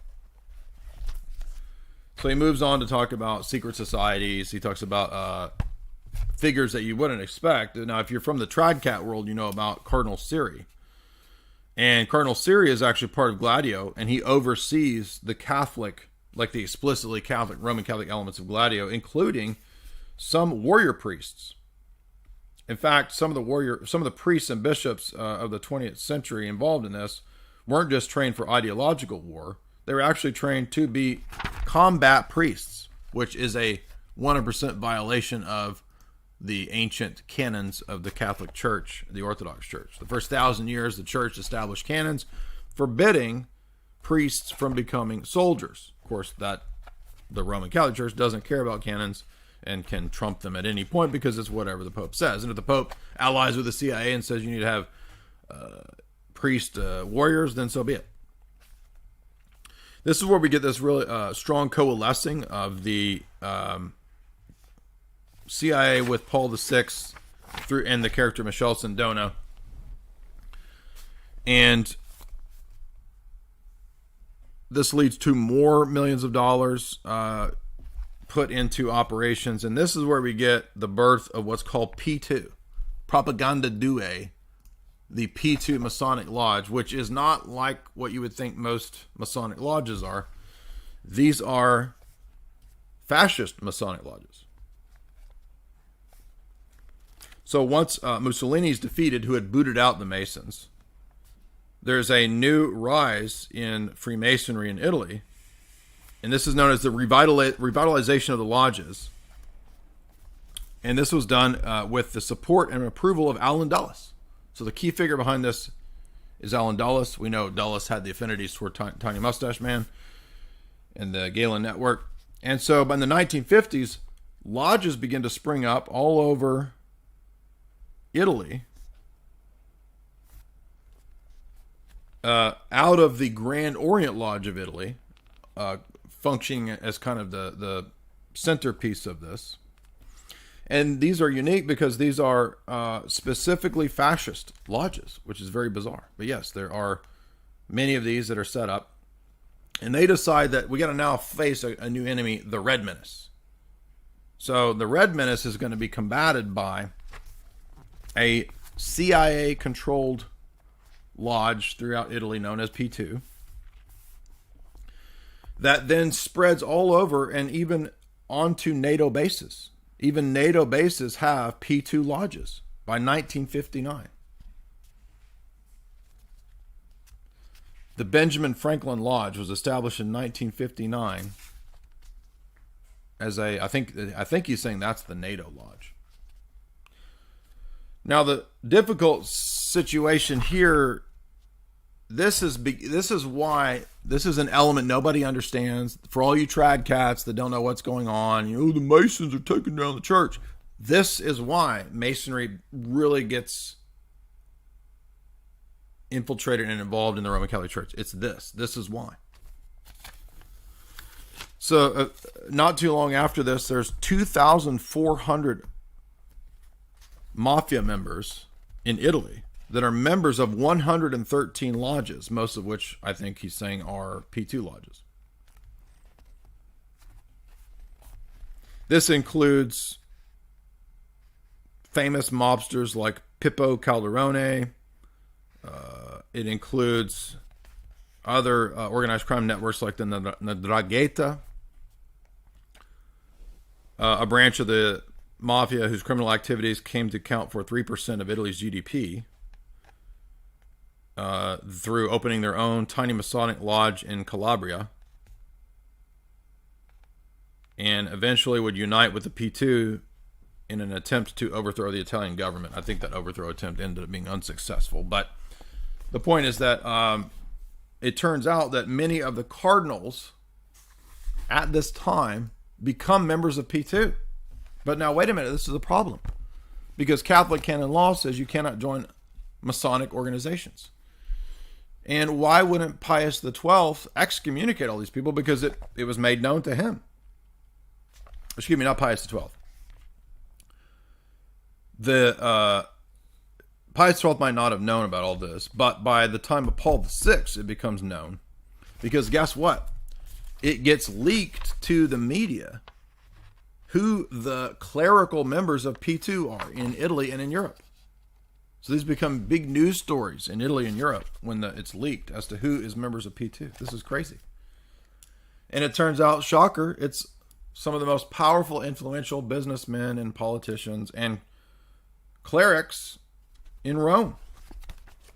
So this, obviously, Paul VI is not going to excommunicate any of these people. Why? Because he's working for these people. The people above him and above these people, the people running this stuff, are his paymasters now. Now are you beginning to see why Vatican II went the route it did? Why the Roman Catholic Church has gone the way it did? These are the reasons. And by the way, this also is part and parcel of the giant scandals of Rome and the Vatican in the last several years of the PEDO. It's all the same stuff because they're all blackmailed. Guess what? The P2 model is the Jeff Stein McEffrey model. And he goes through how they did it. You get invited to parties, boonga boonga parties, whatever. Remember when it came out, didn't Berlusconi, who, by the way, is publicly P2? Remember that? Berlusconi is participating in bunga bunga parties. What is all that? That's this? You think this is this is all public news, dummies. It's not conspiracy theories. So who are the Vatican prelates by 1965 that are all members of Part P2? Well, here you go. It's all leaked to the press in the 1960s. And isn't it interesting? This is right at the time of Vatican II. And does any trad cat know this? No, they don't. They don't even realize what's really going on in their church. So here's the list at the beginning, the bottom here. Cardinal Bay, no shocker there. Right-hand man to John the 23rd, Cardinal Bay. Bunini, architect of the new Mass, no shocker there. P2. Top of the list, P2. Cardinal Casaroli, who is the Kissinger of the Vatican. I'll read a bunch of these. A lot of these I don't know who they are, but it's basically all the top prelates, okay? Cardinal Linart, Bishop Macchi, Bishop Angelini, Father Graziani, rector of the Vatican Seminary, Father Angelo Lanzoni, Monsignor Francesco Marchesno, Abbot Salvatore Marsili, head of the Benedictines, Bishop Morgante, Bishop Noe, Archbishop Pellegrino, blah, blah. I mean, it's just Cardinal Velo, no shock there. On and on and on, all these different cardinals and Vatican figures. So they're all part of this P2. So this gets leaked and all these people start freaking out. And so then we find out that who's running this P2 thing? Who's in charge of all this? Well, it turns out there's this shady figure by the name of Licio Gelli. Licio Gelli. Who is Licio Gelli? Well, he is the worshipful master that runs the P2 lodges. And who tells him what to do? CIA. No shocker there. But now you might think, well, but Licio Gelli's a crook and he's an organized crime figure, so the good guys in the Vatican will just excommunicate these people. No, they don't do any of that. They don't excommunicate any of these people. Because of what? Institutional capture. Over the next decade, scores of Vatican officials, cardinals, hierarchs, bishops, archbishops will actually continue to be inducted into P2 lodges. And Licio Gelli is not even Roman Catholic. He's an atheist.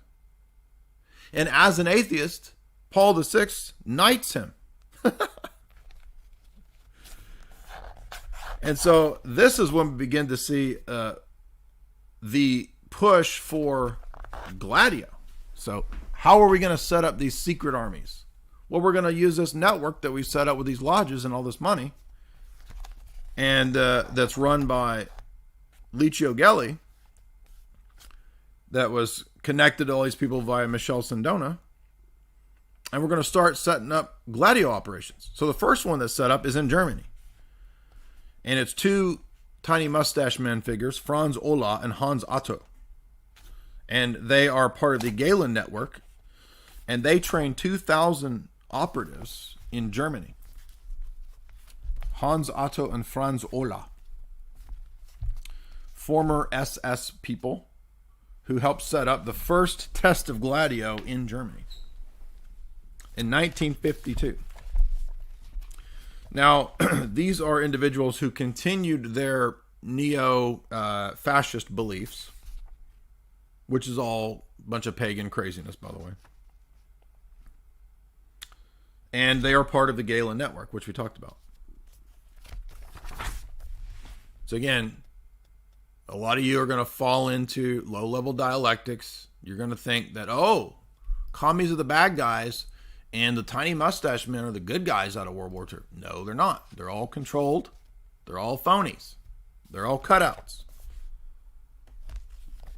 Now, in the case of Tiny Mustache Man, he was aided by the same corporate military-industrial complex to have World War II,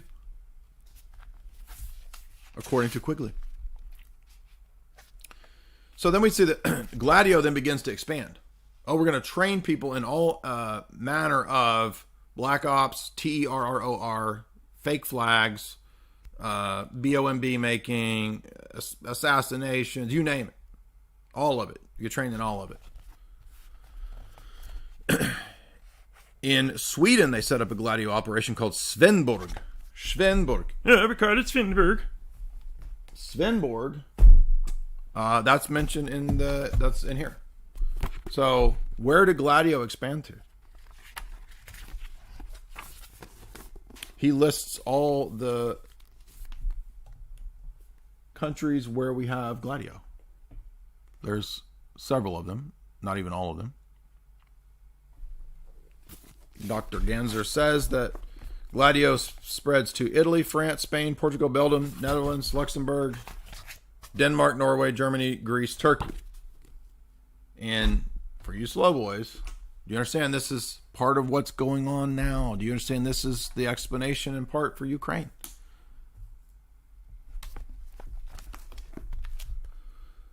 And this goes back to the old Dulles networks of his alliances with the Galen and Otto Skorzeny networks. As we said, the first Gladio coup, not the first Gladio training operation, the first coup is set up in Turkey. And the CIA, as we mentioned, trains the Turkish MIT, sets them up, all that. And this leads to a coup, a successful coup, I think in 1960. 1960, the Gladio operation in Turkey had its first successful counter-guerrilla operation where they engaged in a coup against the government of Adnan Menderes. Adnan Menderes was planning to ally himself to Moscow, and this led to a paramilitary coup by the Grey Wolves, who were trained by the CIA and Gladio. Then we get this odd operation of the figure of John the 23rd, known as the Pink Pope. And the Pink Pope enrages a lot of the CIA because John the 23rd writes this encyclical Pacem in Terris, which we've talked about, which talks about a rapprochement between Catholicism and communism. In fact, John the 23rd liked and spoke positively of Nikita Khrushchev and wanted to have a meeting. This does not make the CIA very happy. Now, that does not make John the 23rd a good guy. In fact, John the 23rd, many people argue, was himself inducted into some kind of lodge. It may not have been a P2 lodge, but he was into some other kind of goofy, weird Rosicrucian stuff.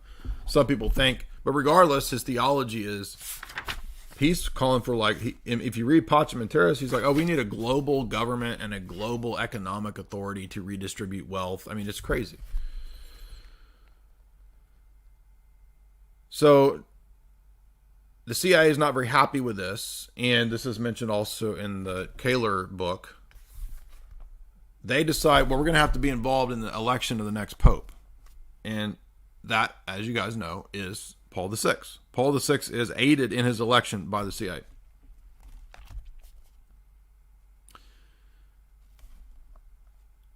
This then leads to extensive meetings and support via the CIA and via the deep state by figures none other than Henry Kissinger. Henry Kissinger he goes and meets, advises Paul VI consistently, constantly. The allegation is, I don't even know this is 100% true, but the allegation is that the CIA actually had to help rig the election of Paul VI. This was a great win for the Roman Catholic, or excuse me, for the CIA, because Paul VI was an ardent supporter of Catholic Gladio. Paul VI had served in the OSS during World War II in the so-called Vessel operation and had received millions in black funds from the CIA due to his charitable work as the Archbishop of Milan. The relationship between Montini, that's Paul VI, and the intelligence community was so close that his ascendancy to the See of Peter was probably rigged, or may have been rigged. Time magazine correspondent Roland Flamini uncovered evidence that shows the CIA officials were able to confirm the election of Montini in advance of the puff of white smoke emanating from the chimney of the Sistine Chapel, and expressed their pleasure at the conclave that it proceeded according to plan. One of the first acts of Paul VI was to appoint Licio Gelli, the atheist P2 worshipful master, with one of Roman Catholicism's highest awards, the Knight of the Order of St. Sylvester. Give me a break. Imagine giving these just international crime figures. By the way, that's in Godfather 3. In Godfather 3, Michael Corleone goes and gets the blessing of the Vatican and gets this order of Saint whoever. And that's all part of a giant land deal. But all of this is in the Godfather trilogy. Just watch the Godfather trilogy and it's all there. Literally all of it. Because in the third one, they even mentioned P2. It's literally mentioned in the screenplay. And that's the one where they assassinate, in Godfather 3, they assassinate JP1. So the CIA helps Paul VI. This then leads to Licio Gelli having a tremendous amount of power because he's knighted by Paul VI. Through William Colby, a devout tradcat, the later CIA head, Licio Gelli gains interest to the Vatican, where he then becomes close to the figure of Father Krunoslav Draganovich, a Franciscan monk and member of the Ustashi, the Croatian fascist of World War II, who set up the Ratlines. By the way, aren't they the ones that killed a bunch of Orthodox? Does everybody know this story of the Ustashi?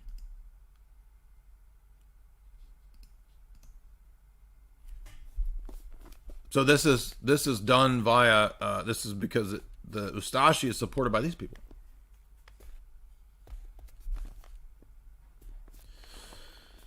The Ustashi then aided a bunch of the Tiny Mustache Men High Command to escape to South America and other havens of refuge. And this is the famous stories of the Tiny Mustache Men, people running off to Argentina, which I'm sure you've all heard of, right?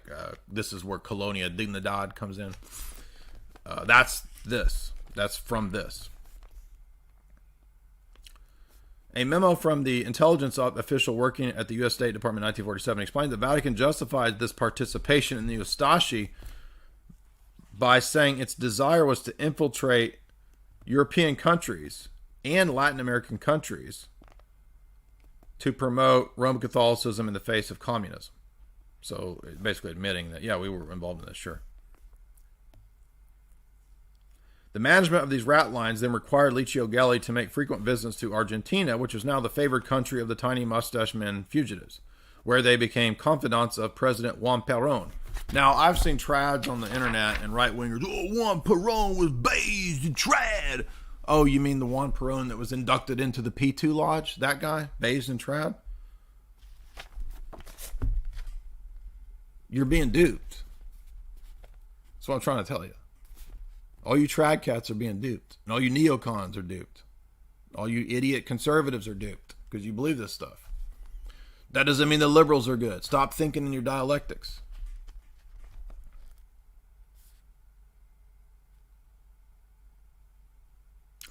Now, this is an interesting figure that Father Draganovich, the Ustashi Croat Roman Catholic fascist guy who I think didn't they kill a bunch of people? Yeah, Stepanek was made Archbishop by Pius XII. Exactly. That's this stuff. Exactly. And they killed a bunch of Orthodox, right? They killed the Serbs.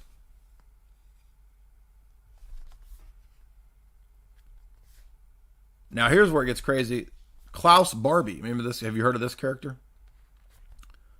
One of the most notorious Tiny Mustache Men to come under the influence of Licio Gelli and Father Draganovich is the infamous figure of Klaus Barbie. The so-called Butcher of Lions was responsible for 4,300 murders, 7,500 deportations, and after the war, U.S. intelligence then placed him in a safe house in Augsburg, gave him a new identity, and granted him a generous stipend of $1,700 a month. In 1983, the Justice Department admitted that U.S. officials had arranged to transport Barbie's escape to Bolivia, where he assumed a new identity as Klaus Altman, and opened a sawmill. Throughout his 20-year stay in South America, Klaus Barbie provided crucial intelligence to the CIA by forging close ties to the La Mafia Cruzena. La Mafia Cruzena, the drug cartel formed by Hugo Suarez, a man trained by U.S. military in Panama. So, and by the way, if you've heard all these stories of Tiny Mustache Man Gold, NASI Gold, apparently, if this is true, this might be where all that ties in. This might be theory. I don't know if this is the case, but he does bring this up. He says, the operation of these Ratlines, organized by Licio Gelli, in close contact with Paul VI at the close of the war, provided protection for a lot of these German soldiers and Tiny Mustache sympathizers. One of these illustrious figures was Hans Heffelmann, the principal figure in the Reich's euthanasia program. So again, these are not good guys. They're not heroes. These are the euthanasia maniacs. And in addition to this Ratline, Gelli played a key role in smuggling $80 million of gold from the Ustashi treasury in the Croatian bank to the Vatican bank. So this is where we get this story of the gold, the Tiny Mustache Man Gold. This is a legend. This is a classic. Everybody talks about. This is an old story. What happened to the NASI Gold? So he's saying that apparently Licio Gelli played a key role in this. And when Licio Gelli got arrested, this is fascinating. I don't think it was $80 million worth, but they found at his house. This is pretty funny. He had a bunch of potted plants, and he had buried gold bars in the potted plants at his Italian he had a Tuscan villa.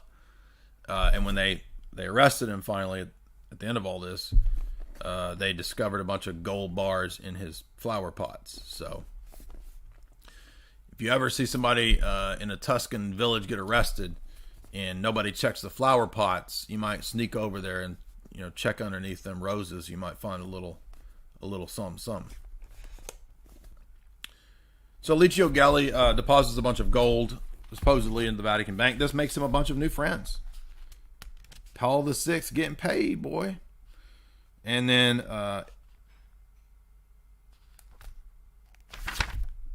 anyway, this moves. So this Gladio assassinations kick off. Gladio goes wild, and Licio Gelli is eventually made the Grand Master of this. So he rises in because he was successful in, I guess, getting this gold. If that's true, then this is what leads to him being promoted and running essentially P2. Now, who is he running P2 for? Why, none other than Henry Kissinger and Alexander Haig and Vernon Walters of the CIA. So those are his Washington point men, according to Williams, right? Within 10 years of Licio Gelli becoming worshipful master, the P2 lodges spread to Argentina, Venezuela, Paraguay, Bolivia, France, Portugal, Nicaragua, West Germany, England, and even in the United States. There were key figures of Gambino, Genovese, Lucchese families, and notable figures like Alexander Haig, Kissinger, etc. So there you go. Now, there was an interesting section where he talked about two pyramids, which I made a note of, but I'm trying to remember what exactly he said. So basically, you had this deep state apparatus up here that was hidden. So imagine an inverted pyramid. And then Licio Gelli is the figure at the bottom of that. So you got the Kissingers and these people up here. That's the secret controllers of P2. And then you have then you have the P2 pyramid, which is like this, with Licio Gelli at the top, and then the people running that. Does that make sense? What I'm trying to say? How this was structured. It's kind of ingenious, really, if you think about it. Maybe I can draw this out the way he... It's kind of confusing the way he describes it, but I think this is what he's saying.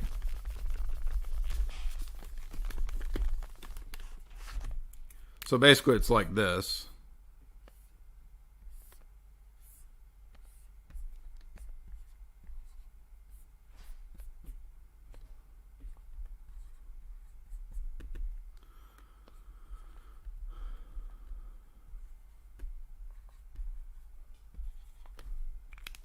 So here's the what I'm trying to illustrate. The way they structured this, it's pretty wild.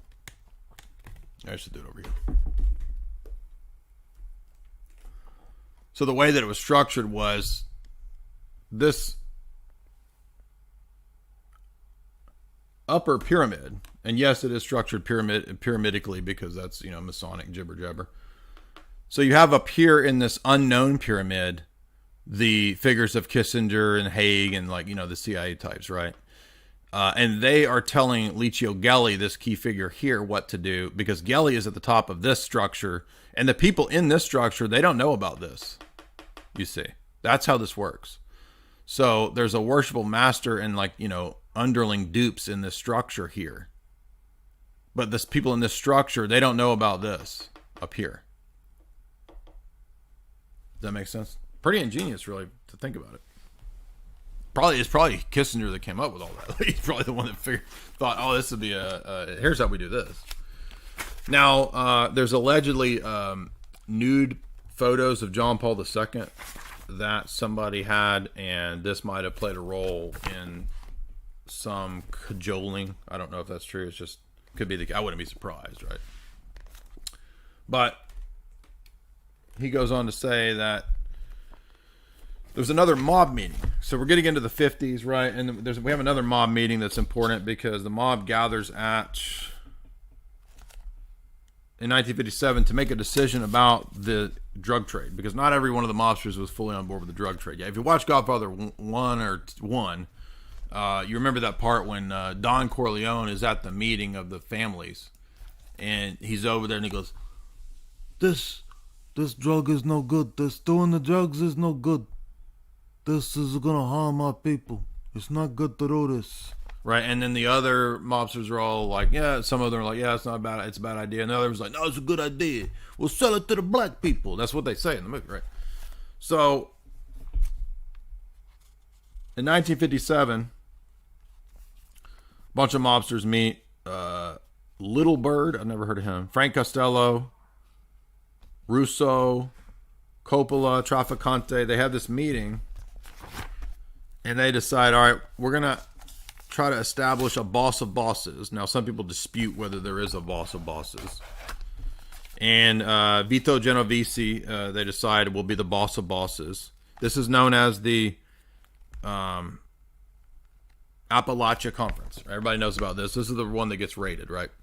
The unification of the mob, which was brought about by Lucky Luciano in 1931, was beginning to crumble. In 1957, Vito Genovese was still serving as Lucky's underboss.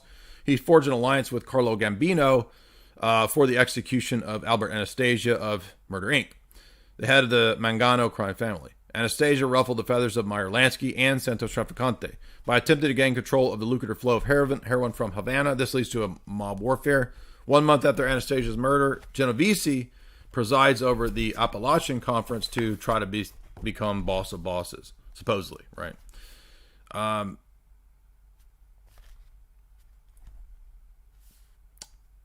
So then it says, in the event of in which he anointed himself boss of bosses, and he appoints Carlo Gambino, the new head of the Mangano clan, he rules that the mafia should not be involved in trafficking narcotics. So, for whatever reason,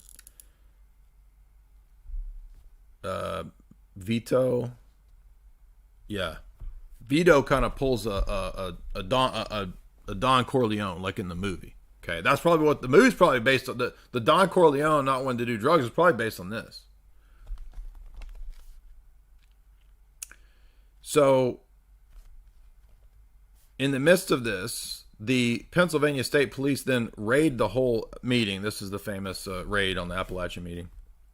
This results in the arrest of Carlo Gambino, Paul Castellano, Joe Bonanno, and Santo Trafficante. Others in attendance also end up,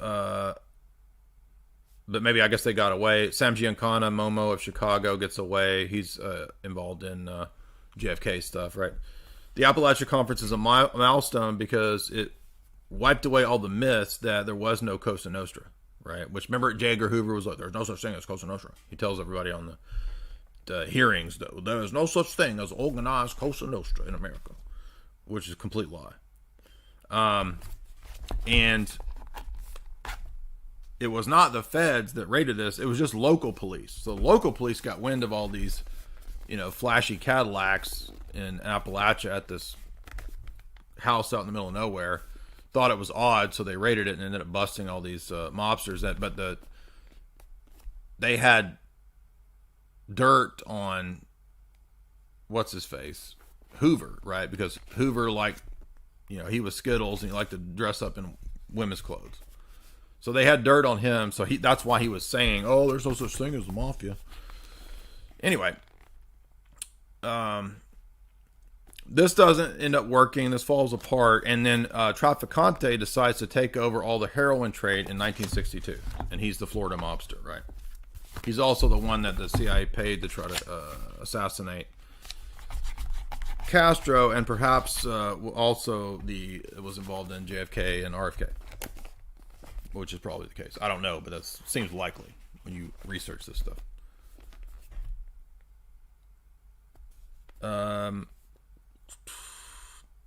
Santo Trafficante ends up being somewhat successful as kind of taking a key role in leading the mafia during this time period of the 60s, because he stayed in the shadows. He didn't like all the publicity and all that, like later figures do, like John Gotti, and this becomes very difficult. The mobsters always fuss about the ones that like to have the limelight, right? Al Capone, John Gotti, they like the limelight, and that causes problems.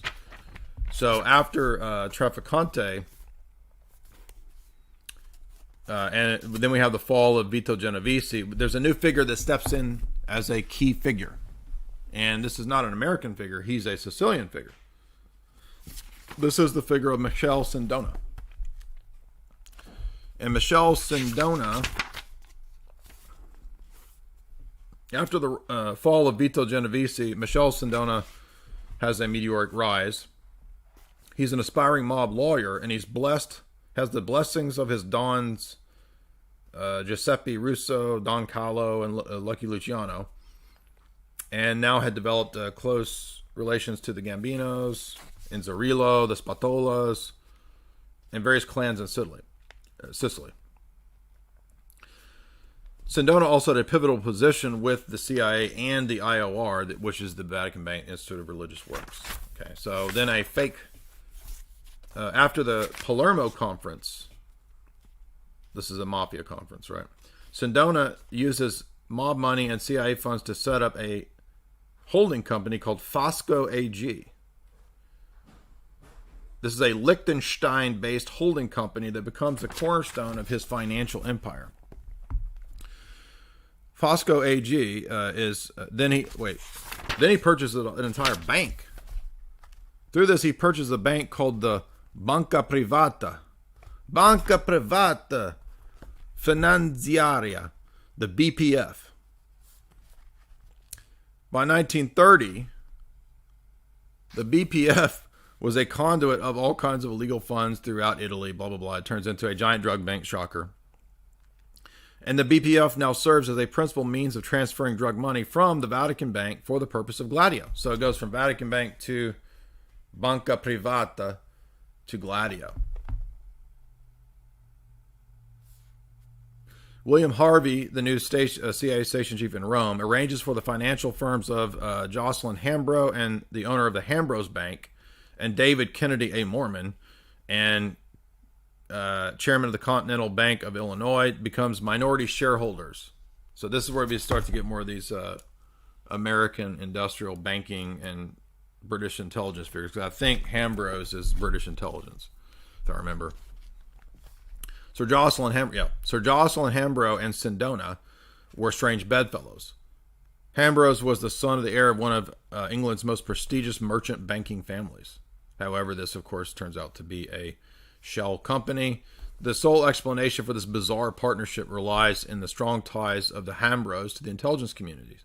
He was one of the founders of the OSS. Remember, the OSS is set up by British intelligence coming over and helping Bill Donovan set it up on the models of British intelligence, which is really just created by the Fabian socialists.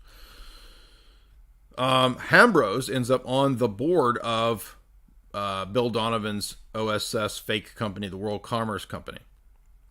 and is involved in the heroin trade. And so the OSS Hambro Bank, right? Hambro's Bank is an OSS bank connected to the World Commerce Corporation. This other figure, David Kennedy, is odd because he is Michelle Sindona's associate, who is given the night. No, let's see. He buys shares in an Opus Dei bank. Opus Dei has its own banks, and by the way, it becomes $1 billion operation. I mean, can you Roman Catholics not see that these are like, they're fronts? You don't see that?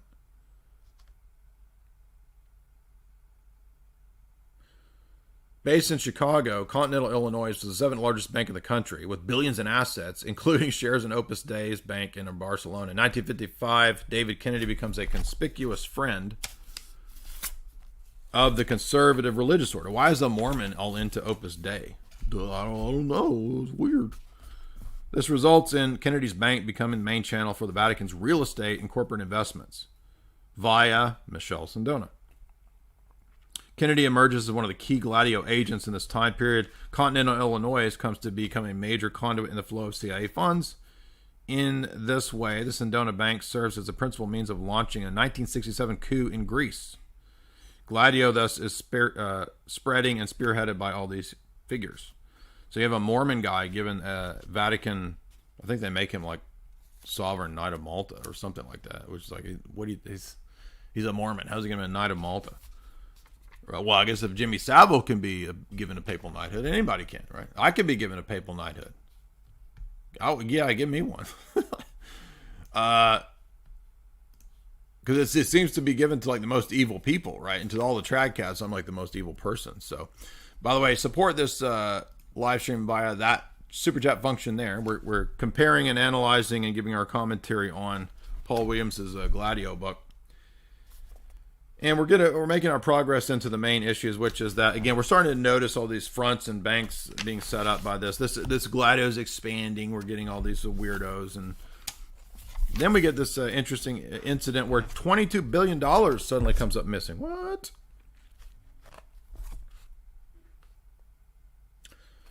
This is the Family Jewels, is a set of CIA reports recently released under FOIA Act that shows that Sam Giancana, that's Momo from the Chicago Mafia, becomes the outfit, becomes one of the agency's underworld agents in the 1960s. So they obviously, right,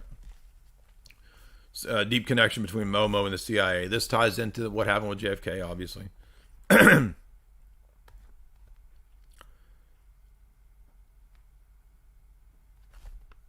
And this is so crazy, it's hard to believe. This is the Chicago connection. So get this. I can't even $22 billion goes missing.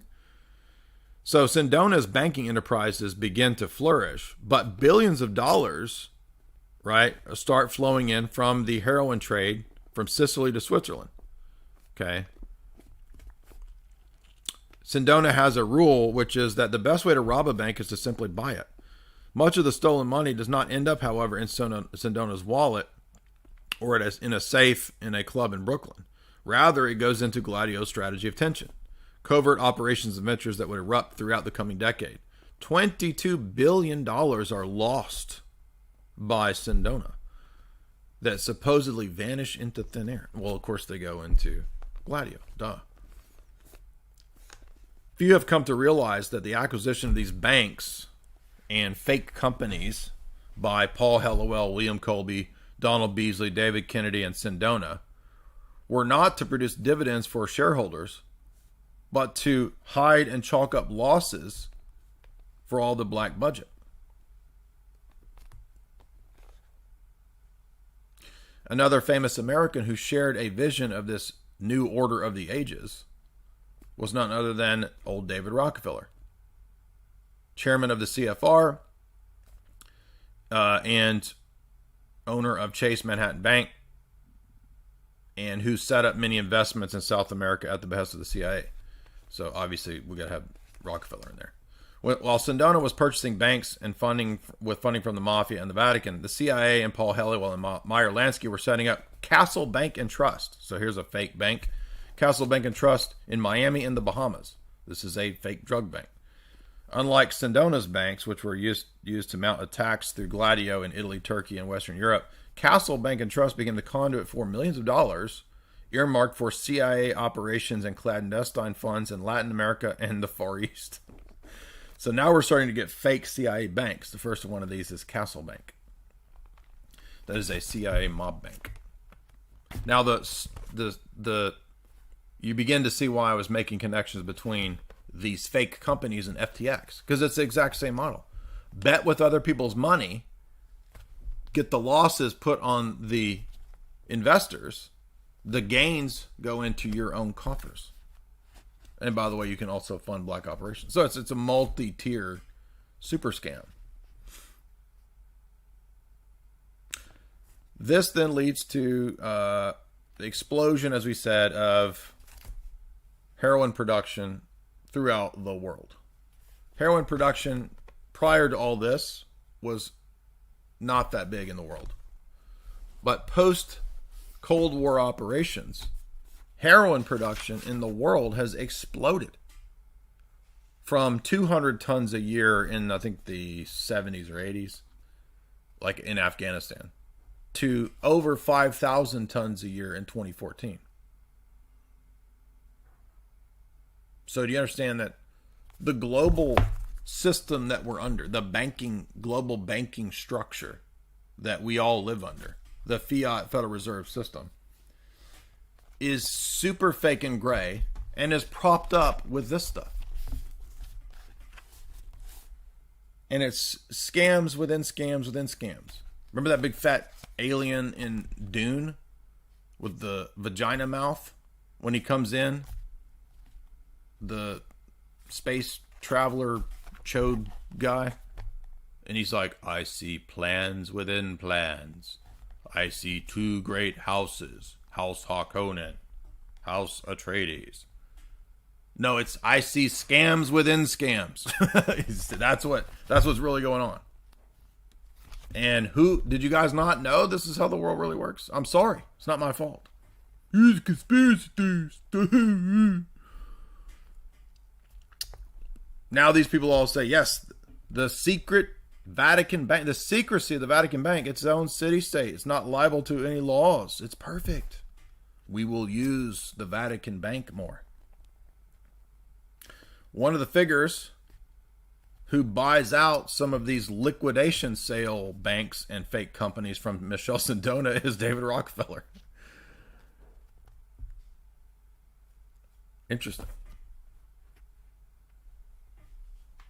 Now, you have to understand that these banks and these holding companies, they collapse because they're fake.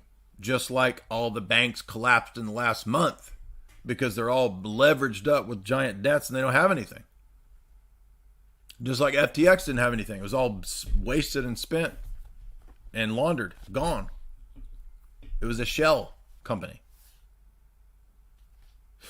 But what happens when these liquidation sales happen? Oh, well, the investors and the shareholders and the normal people, the pensioners, they lose all their pension and their money and their investments. They're all wiped out. Sorry, we don't have your money. What happened to it? We don't know. Sorry, goodbye. See you later. And guess what? That's what's going to happen to everybody else in today's global system. Because the same scams run the same global system. And that's why the banks, SVB, Deutsche Bank, all these same banks, they're all going to collapse eventually. It may not be today or this week. But why do they collapse? Because they run on scam models. And they're all part of this same system. The global black market stuff.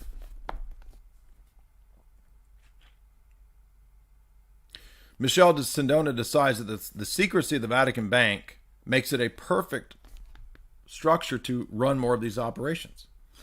And Sindona, by the way, has a close connection, as we said, to David Rockefeller. And Sindona is the one who dreams up the idea of using the average Italian workers' pensions. So they're just preying on the poor working class and just stealing their pensions. And normies that trust all the banks and the Federal Reserve fiat systems, all these central banking systems, they're just getting duped.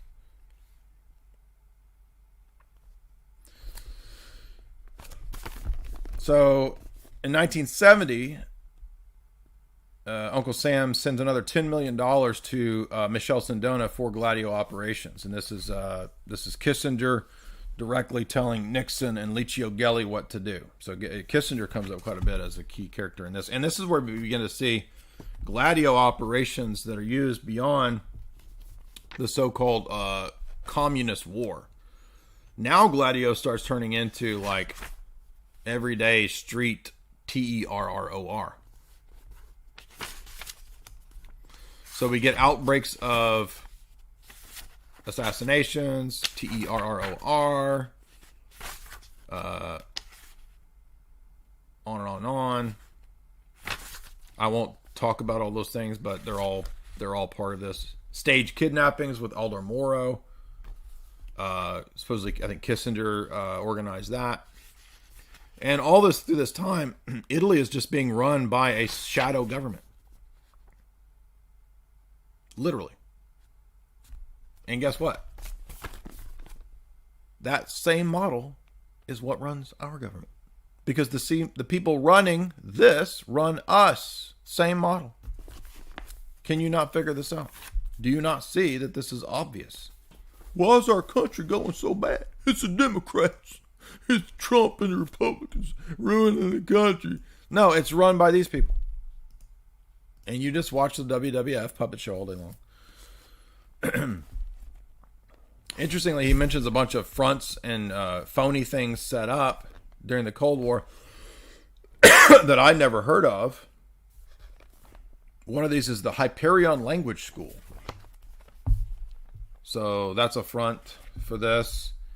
And that is run by the ecumenist priest, Father Felix Morleone, who is a OSS operative. And he sets up what he calls the pro-deo Catholic movement, which is supposedly language schools, pro-deo language schools, but are actually run by an OSS and CIA operative, Father Felix Morleone, who, get this, wrote screenplays, and I think he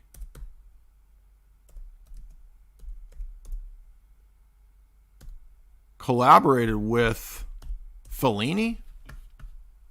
This is crazy. So here's Father Felix Morleone, who is a famous Dominican ecumenist, literally known for that. And he co-writes screenplays like Stromboli, I think that's right, with Ingrid Bergman, which is in the Criterion Collection. I kid you not, this is crazy. So when I read this, I was like, I don't believe, that can't be the case.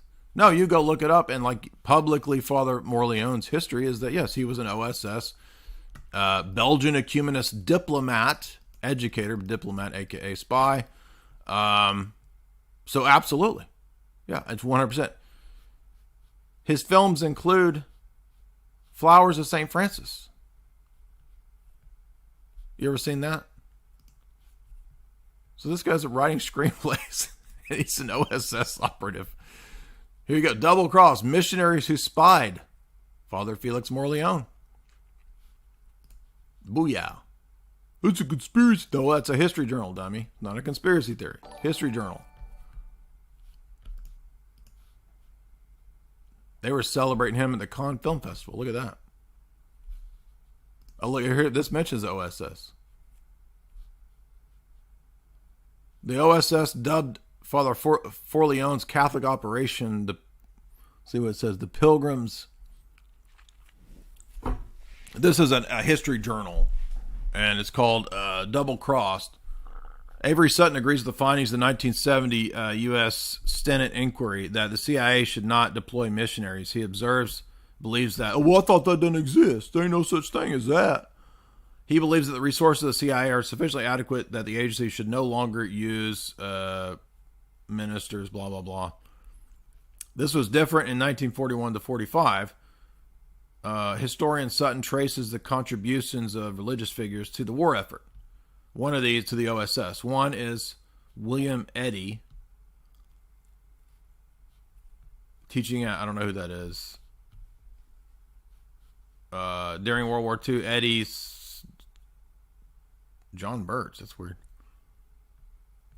Okay, well, this doesn't talk about Felix Morleone, so that doesn't help me out. But in the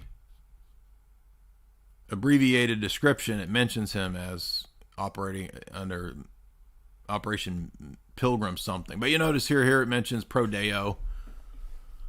Pro-deo was a Catholic secret society organization established as a CIA front by Morleone to shape public opinion for Vatican. Again, no surprise there. It's obvious, but I'm curious what his role in Stromboli was. Was he the screenplay writer?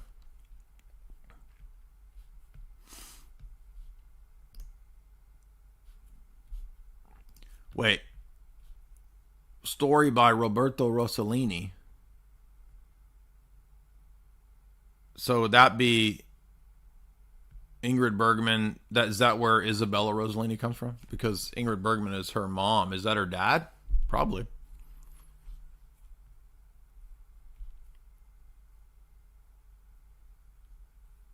So what role does Father Morleone have in this? I can't tell.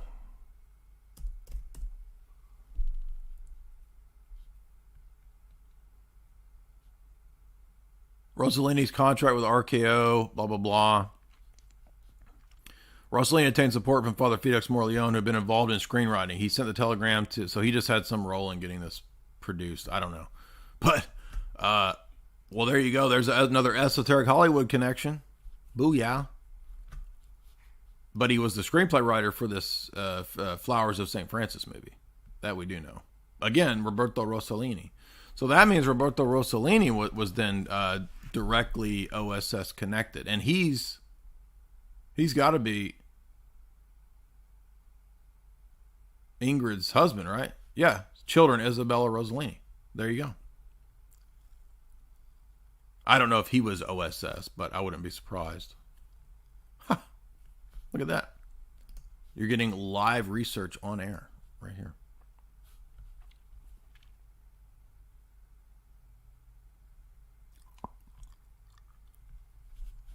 And if you don't know who Isabella Rossellini was, well, then you go watch Blue Velvet. Don't heat me. Heat me. No, don't heat me. And she is David Lynch's old girlfriend. So there you go. Anyway. So Father Felix Morleone, by the way, is working with Licio Gelli as well. And he's very close to Pius XII. But oddly enough, he is not a trad. You would think you'd know. He's an ecumenist, radical ecumenist. But he sets up these pro-deo universities. Now, this is wild. This is almost too much to believe. But so guess who goes and studies under Father Felix Morleone at one of these, I couldn't believe this, at one of these pro-deo schools. Ali Agha. What? Can you believe it? The would-be assassin of JP2 just happens to be an associate of Father Felix Morleone and studies or is hanging out at one of these schools. I guess that doesn't mean anything. Doesn't matter. I think he, by the way, Malta obviously is one of these key connection areas, and there's pro-deo schools are set up all over, but one of them is in Malta. I'm sure there's other ones in Rome. Anyway, then we get another bomb that's dropped. This is crazy. So in 1981,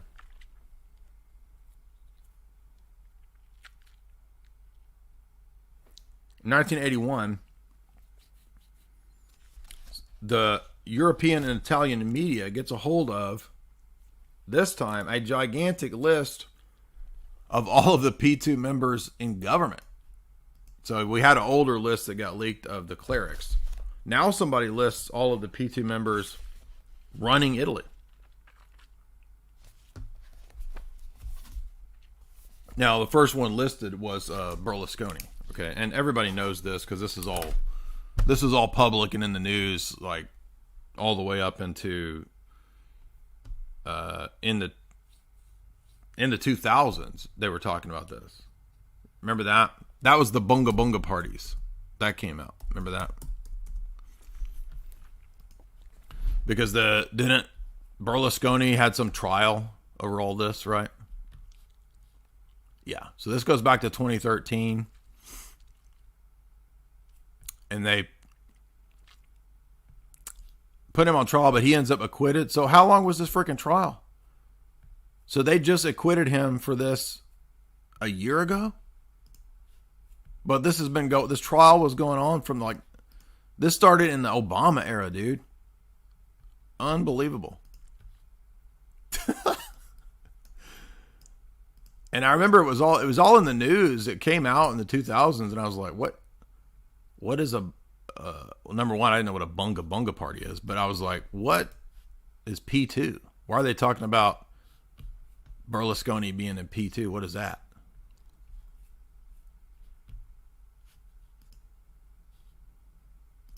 Well, that's what this is. Now you know what all this is. But he gets acquitted literally a month ago. I can't believe this. In February. Look at this. This is crazy. 1 month ago. So the women were saying, oh, you were, doing us wrong. Well, maybe. Or they were just a bunch of dang hoes, right? Who knows? Who knows what these hoes?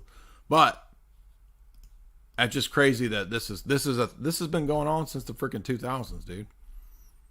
This trial or whatever it is.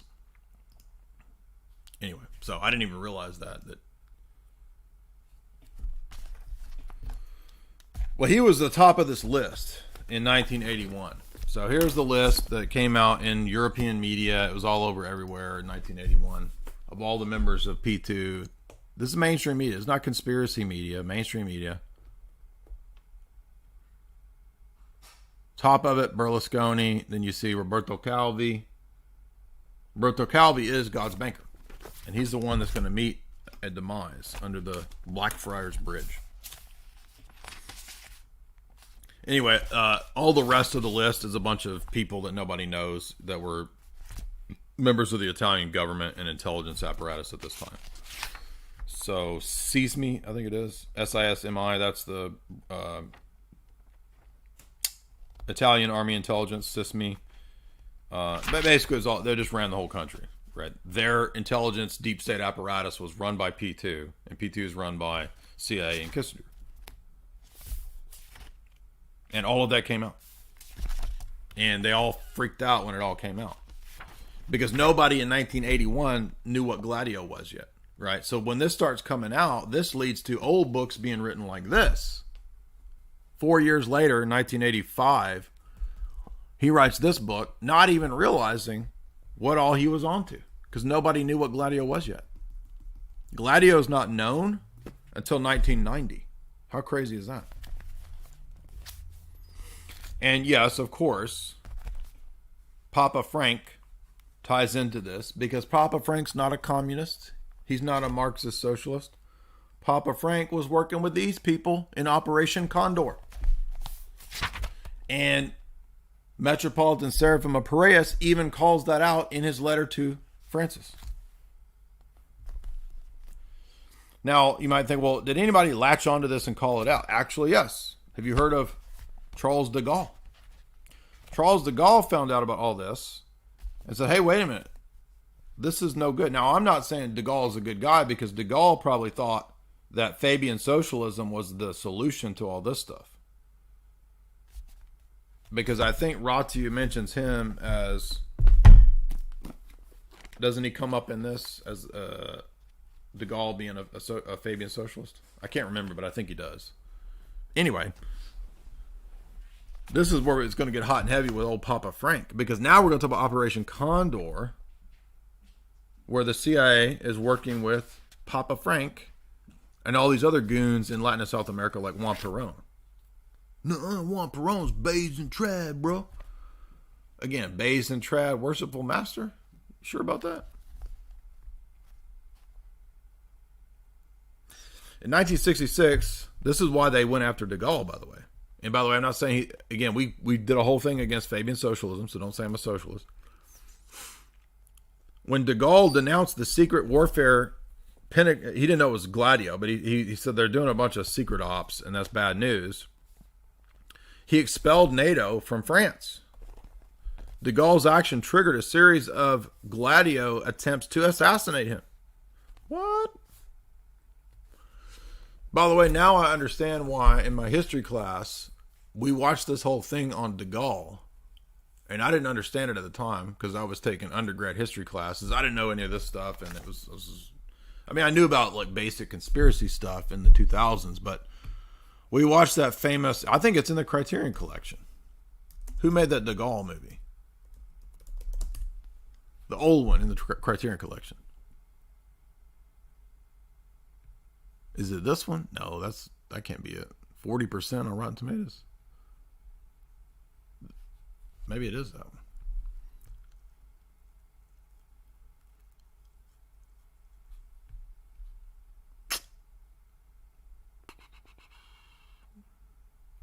I think it was a French movie. I think it was this. Was it this? No, this is not old. Anyway, there's some de Gaulle movie I thought was in the Criterion Collection. All you film nerds will know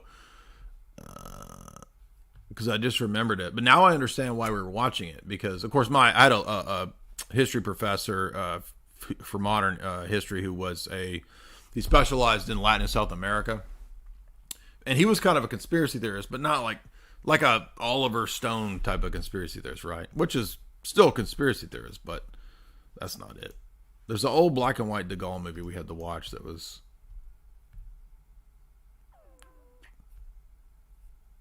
I thought it was better than like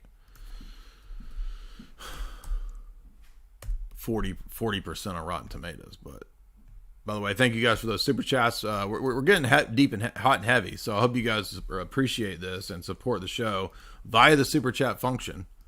We've been going for a good 2.5 hours. But you need to know this stuff because none of the trad cats are going to talk about this. And the ones that do, you're sure as hell not going to hear any of this from the normie Novus Ordo people. And the trad cats are not going to tell you what I'm telling you because none of them even know about this stuff. You think Taylor Marshall knows about Gladio? He didn't know any of this stuff. Battle of Algiers, that's it. That's the movie. Thank you. Yes, that's it. Battle of Algiers. That is the movie that the professor made us watch, and now I understand why we were watching that and what was going on with de Gaulle. That is what Williams is talking about in the book. That's it. So I watched that movie, 1966, that's it. I watched this movie in 2005, 6, 7, and now I understand it. Yeah, it's Criterion Collection. I knew it. I didn't get it. Now I get it. Now I know what this is about. By the way, I'm not saying that socialism and communism is good. There we go. Now it coalesces. Things I had history classes on. What would 2005 be? 7. I don't know, 15 years ago? Somewhere in there. Jamie? What are you doing? She's like lurking. She's over here lurking like Audrey does in Twin Peaks. She's making me nervous, lurking. I'm just joking. Are you lurking with a merkin? She has clothes on, don't worry.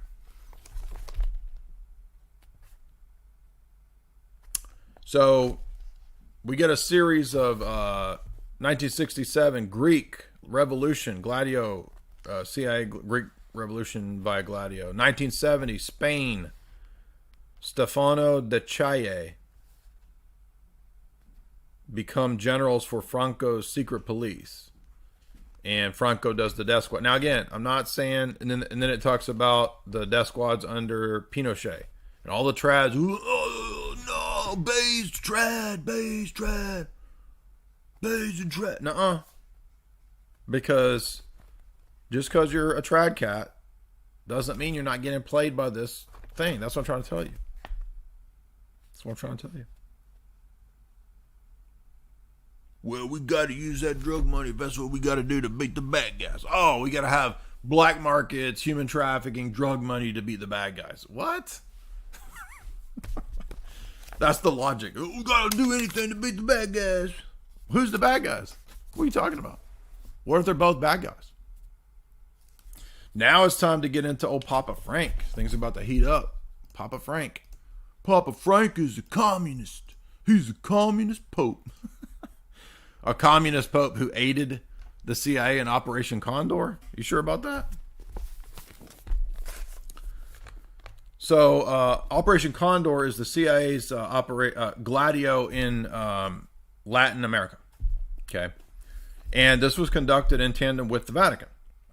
And this is why Francis actually begins to play an important role in geopolitics, because he is was he the archbishop, and was he a cardinal, or was he just the Jesuit archbishop? I don't think he was ever a cardinal, right? He wasn't Cardinal Bergoglio. He was Archbishop Bergoglio. And the plan for Latin America in the Cold War via the U.S. Army National War College was a nation-building plan. This is the Pentagon's nation-building plan, which you often hear people, Ron Paul forever and ever has critique. Well, we don't need to be nation-building. Well, the Federal Reserve, nation-building. Right, which is I agree. We don't need to be doing this. This is the source of all this corruption and all the blowback and all that. People don't want. And now it's like, we got to have Skittles everywhere in the world. You got to have the TRANZ everywhere in the world.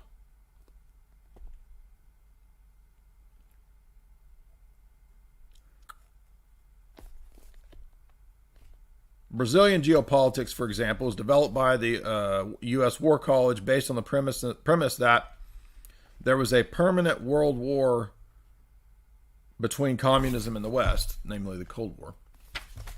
And so, therefore, it was necessary via a global Cold War to do global nation-building projects. But remember, the Cold War is fomented and fostered by the supranational banking and corporate elites that we've talked about.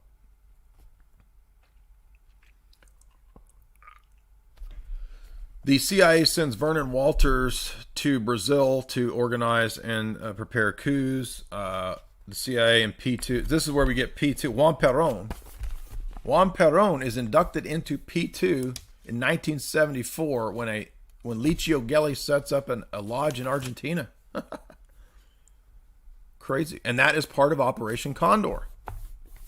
What's Operation Condor? Is that a conspiracy theory? Where'd you make that up? I'll bet you money. I haven't even looked. I'll bet you money it's publicly declassified. Well, there you go. No, I don't exist. Well, it's part of the Cold War. We got to beat the bad guys. We had to do it. So Condor is what leads to Che getting assassinated. And by the way, the Bolivian forces involved in those are the Bolivian forces that lead to the cocaine trafficking. There's alliances made with Bolivian and Colombian cartels, and that's where cocaine comes from.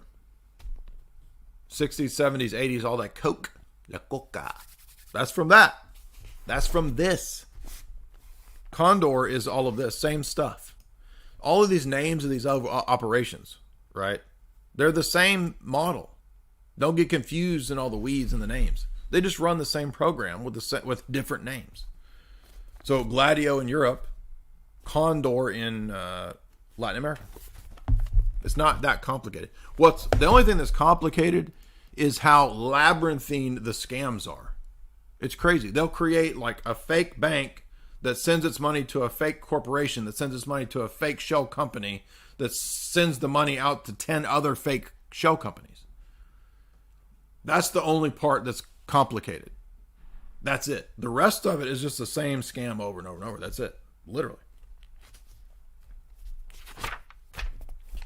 And what are any of you trads going to do trying to say, oh, these are the good guys? The good guys at the P2 Lodge? Are the really? Make sense of that for me. And why aren't any of these people excommunicated? Trads? So I'm telling, this is the real explanation for Vatican II. It's not just all you people. I'm a theology nerd. I have been reading Thomas Aquinas for the last 15 years, and I can confidently tell you that the reason for Vatican II is because we have departed from the theology of Thomas Aquinas. You think the CIA don't give a shit about Thomas Aquinas? They don't give a shit about your doctrines other than tweaking Vatican II to be an Americanist document to promote this stuff. That's it. It's because we departed from the Latin Mass. Blah, blah, blah, blah, blah. When the Latin Mass isn't even the ancient first 1,000 years right. The Tridentine Mass isn't the ancient Mass.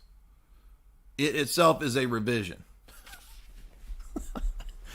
All you trads are living in delusion world. And by the way, so are the Normie Novus Ordo people, because your Pope was involved in Operation Condor. He's a good guy. He's a liberal. Oh, the liberals supporting death squads in Latin and South America? No, I thought all you liberals hated death squads. What?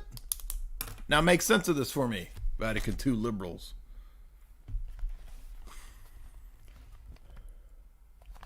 Roman Catholicism and its corruption, here's what I wrote in my notes, trying to make sense of this, is a revolutionary institution, and the revolutionary institution of the Vatican breeds the corruption that leads to the leftist revolutions.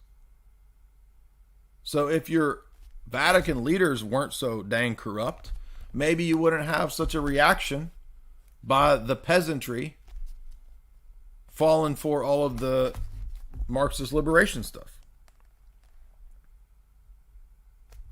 And of course, do you even know who was stationed in Latin America during this time period? Who was the CIA station chief over all of the area? I think of is either Central America or Latin America.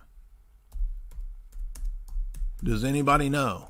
He has a famous last name.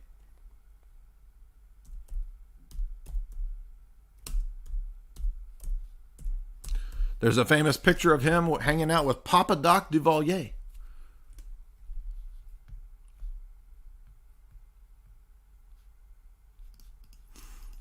Why, it's none other than Rockefeller.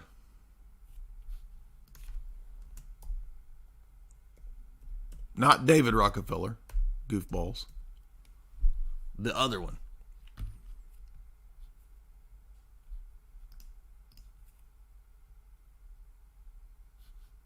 Nelson.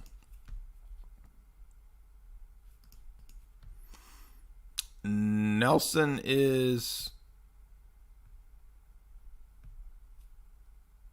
in charge of all of the black ops and all that. I think in Latin and Central America. Anyway, here, I'll show you. Look, because I'm sure if it's Nelson, it's because he's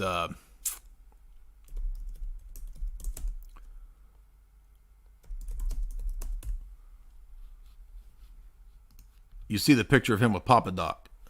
Yeah, there you go. Literal voodoo president. Okay, not joking here. The voodoo president, literal voodoo president, Papa Doc Duvalier, and then his son, Baby Doc, runs Haiti,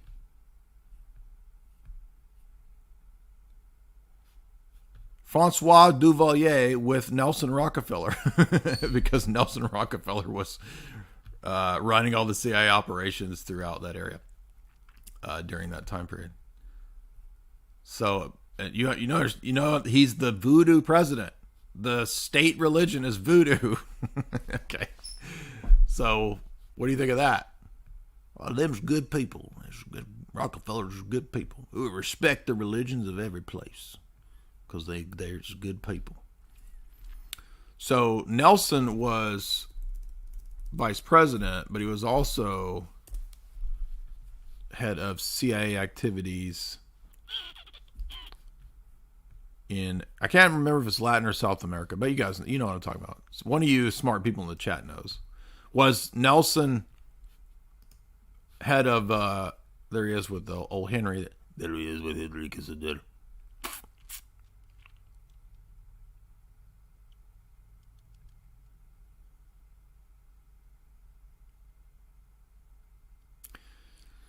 Is it Latin or Central South America? I cannot remember. Somebody in the chat remind me. Anyway, we're not going to, this is getting boring. So,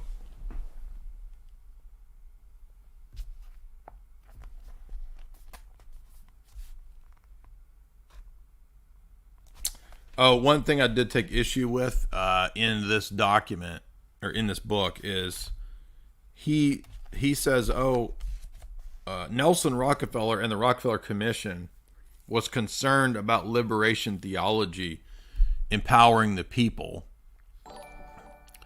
And that is not the case. In fact, the Rockefeller Commission for Liberation Theology in Latin South America actually says it is a good thing.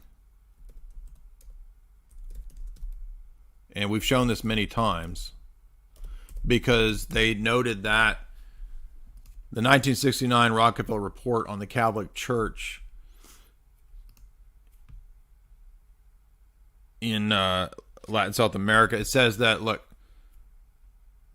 the 1970s, both foreign and U.S. opponents of U.S. Central American policy cited the 1969 Rockefeller Report on the Americas. The official report states that the presidential mission for the Western Hemisphere, the beginning of the U.S. government efforts to eradicate liberation theology. So all the normies buy into this narrative that, oh, yeah, they wanted to, because the liberation theology was Marxist. And no. It's more complex than that. And in fact, critics' charges are misplaced. The Rockefeller Report supports the church's leftward turn. Nelson Rockefeller himself was the reason. Early drafts of the Rockefeller comments reveal that he enthusiastically welcomed the Medellin documents, that's the liberation theology, because it was family planning that they were preoccupied with, and liberation theology would have allowed for family planning. So away with this nonsense that the Rockefellers are radical right-wingers trying to set up a right-wing government in Latin and South America. No, they're not. It's not about right-wing and left-wing. They'll use right-wing or left-wing because the goal is that. Doesn't matter. Whichever one achieves that goal better. And typically, leftist socialism typically argues for family planning and this kind of stuff. So it has nothing to do with left-right. It has to do with population control. That's it.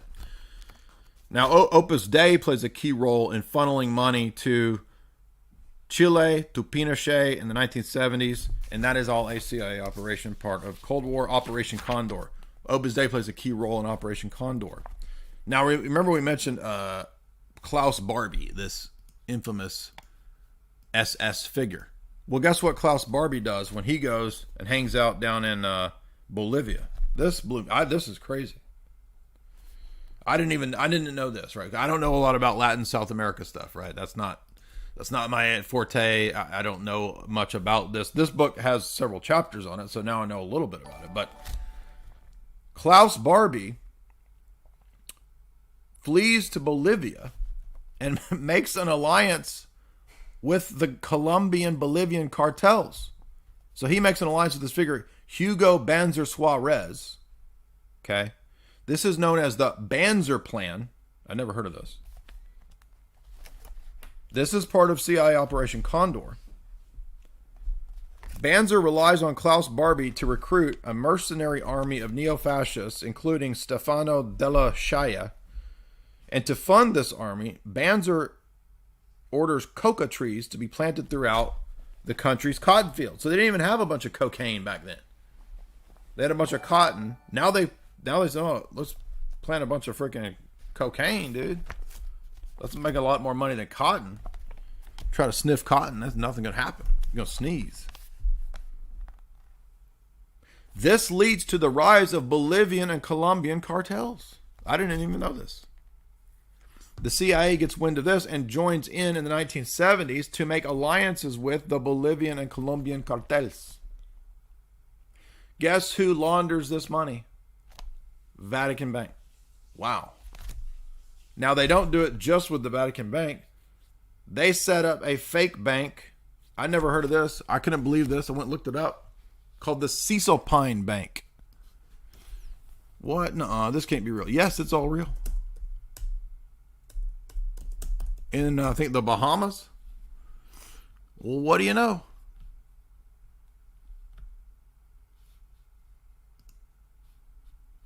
Now remember, World Finance Corporation, that is the fake shell company that Wild Bill Donovan set up, headquartered in Gables, Florida, Coral Gables, Florida.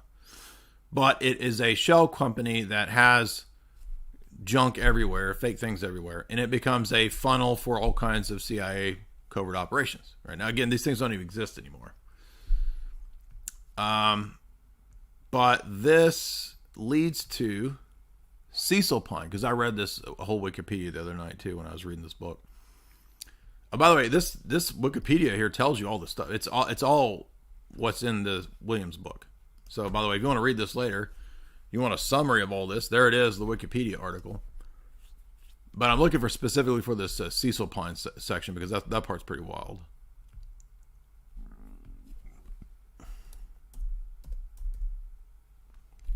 Yeah, here we go. This is a figure named Guillermo Cartaya, pictured there. So he's the bank guy, or the guy running a bunch of this stuff down there. A considerable portion of the money was funneled through a bank in the Bahamas called the Cecil Pine Bank. Oh, it has its own entry, so let's get that too. No, it doesn't. And from there to the Vatican Bank and to many Swiss bank accounts. This bank was owned by the Vatican through Archbishop Paul Marcinkus and the notorious dirty Italian banker Roberto Calvi. The Cecil Pine Bank was laundered heroin profits through the Nugan Bank, the CIA bank, for the Grey Wolves, that is the Turkish assassin mob guild. The bank was involved in a number of prominent Floridians. Walter Surrey, never heard of him.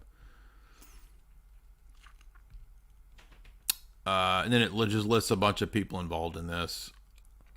There were allegations that 8 of the 12 bank directors were actually CIA employees, including William Casey. Oh, there you go. So that's what this whole chapter is about, babe. That's it. This is Cecil Pine Bank. By the way, that all came out in the famous Gary Webb book. So Gary Webb, who got killed because he put all this out. By the way, they made that into the movie, the Oliver Stone movie, isn't it? Isn't it The Messenger? Is that it?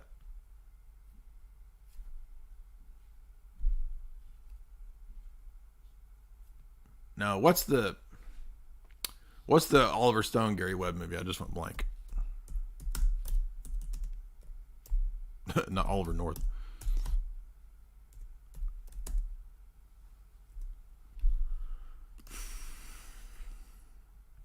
Kill the Messenger. I was close. Yeah, Kill the Messenger with Jeremy Renner. It's about. Yeah, is about what I'm talking about, right? And it's about Gary Webb, right? So if you've not seen that, dang, that came out 24. Yeah, that's it. Gary Webb, hero journalist, 2014. Yeah, so Gary Webb didn't write mainly about the Vatican stuff. He was writing about all the, Mena, Arkansas. How dare you? How dare you? Right. Mena, Arkansas, Barry Seal drug thing, which also is the American-made, the Tom Coombs movie, right? He plays Barry Seal. Anyway. So, basically, Francis plays a role in this, in Operation Condor. Francis, when he was elected, was called Washington's Pope. He's not a communist. He served the neocon agenda in South and Central America perfectly. And the Roman Catholic world in 2013 gave him an 88% approval rating. So talk about duping the masses. There you go. So, we're not going to read the whole book tonight. We've already gone for 2.5 hours. So if you want to support the show, you can do so via the super chat function. And thank you guys for those super chats. We took a long time to read this book because I was reading it and taking copious notes, paying a lot of attention. So I hope you enjoy this. If you want the rest of my analysis, you can subscribe at Jay's Analysis, and I will give you more information and details tying in Yalla, tying in Operation Underworld, give you more information from this book, because all these things are very connected, as well as Gary Webb's classic book, which is the same. This is all the same material. You understand? These are not random disconnected events. They all connect because it's the same power structure that runs this stuff. And you can't understand Vatican II and all this kind of stuff without understanding these elements. And this is something that we've talked about so much in the last several years, because I went on a long journey of research and reading, right, of all this stuff, and I didn't know where this was going to go. When I was a 25-year-old trad cat, I didn't know anything about CIA operations and Condor and Cyclone, and I'd heard a few of these terms, but I didn't make any of these connections, because it takes many years to wade through a lot of these texts to see what's going on. And most people don't remember the Vatican Bank scandals, although actually there were recent Vatican Bank scandals. Do you remember that? So this didn't like go away. Like they brought in one of the IMF World Bank people or something. Like he went from the IMF and World Bank to run the Vatican Bank. It's all the same people. And ironically, they make movies about all this. Go watch Kill the Messenger. Go watch Tom Coombs' movie. Which one? Is it American made? About Barry Seal. Yeah, that's it. Barry Seal's the one that's flying it from Latin and South America to Arkansas. So they make a freaking movie about this, right?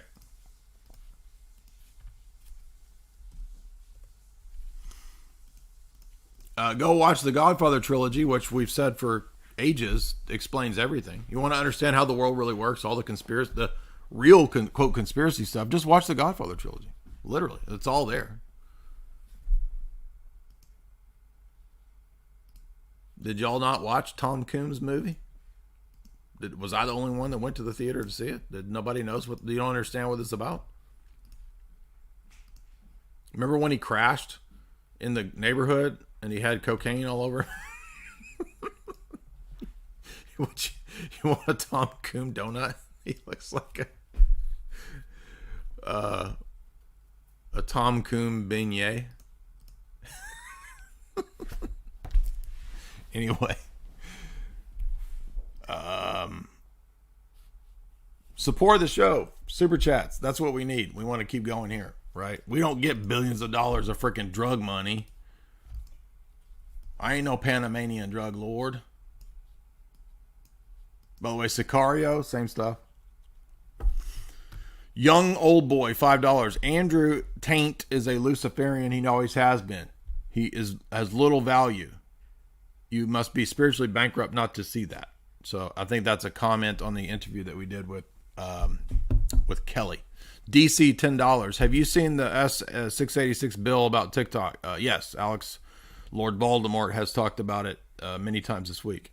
It is like the Patriot Act. Yeah, I think that's exactly what it is, right?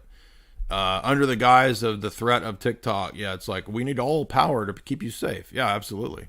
Can you discuss it in another video? I mean, bro, you guys understand, from the time I wake up until about midnight every day, this is what I do. Everything I do, all of my time is spent doing this and doing these live streams and teaching philosophy courses and doing live events nonstop. So I don't have time, and I can't do every news story. There's just too much stuff, man. And I'm also working on a new book, right? But thank you for that super chat. So if you guys want to keep me going, spit out the super chats. And by the way, get Paul Williams' book. It's great. It will blow you away. This is one of the craziest books I've ever read. And a lot of times when I read books like this, I myself am skeptical. So when I see a comment like, hey, wait a minute, what is this weird bank? And the Vatican had a account at Cecil Pine Bank. You go and you cross-reference. Go look it up. I read the footnotes and endnotes. I buy the books in the footnotes and in the endnotes because I want to know if this is true or a bunch of bullshit.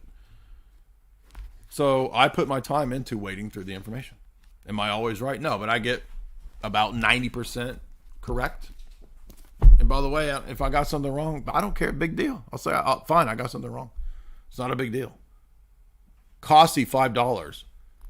Just to add, Saint of Prisons by Monk Moisey, dealing with the potesti. Okay, that was also the other show, talking about the Romanian Orthodox that were persecuted. And he says, watch Father Roman Braga's interviews on YouTube. Thank you. I wasn't familiar with that, but that sounds cool. Byzantios, $5. Sweet Cream J. Dyer. It is now official. Thank you. Exactly. Sweet Cream Hair. Exactly. Wait a minute. Did I read all these? That's from yesterday's stream. That's our Ben Affleck stream. AC, $5. Thank you. AC, $3. Do you have any thoughts on... No, I read that last time. That's old. Here we go. Storm the Cat, $10. Hold on a minute. I found empirical evidence for empiricism. It turns out it was behind my couch the whole time. You can now shut down your channel. Well, it's over. Time to pack it up, boys.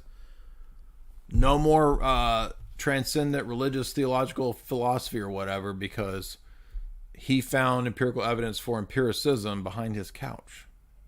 AC, $10, says nothing. Then AC says for $1. This is true on the Afghan heroin trade. Yeah, you guys remember the clip of Geraldo? When he goes and asks the troops, why are you guarding the opium? Is it still, they probably, oh no, it's still on here. Can you believe it? Look at that. It's still on here. I can't believe it. Look at this.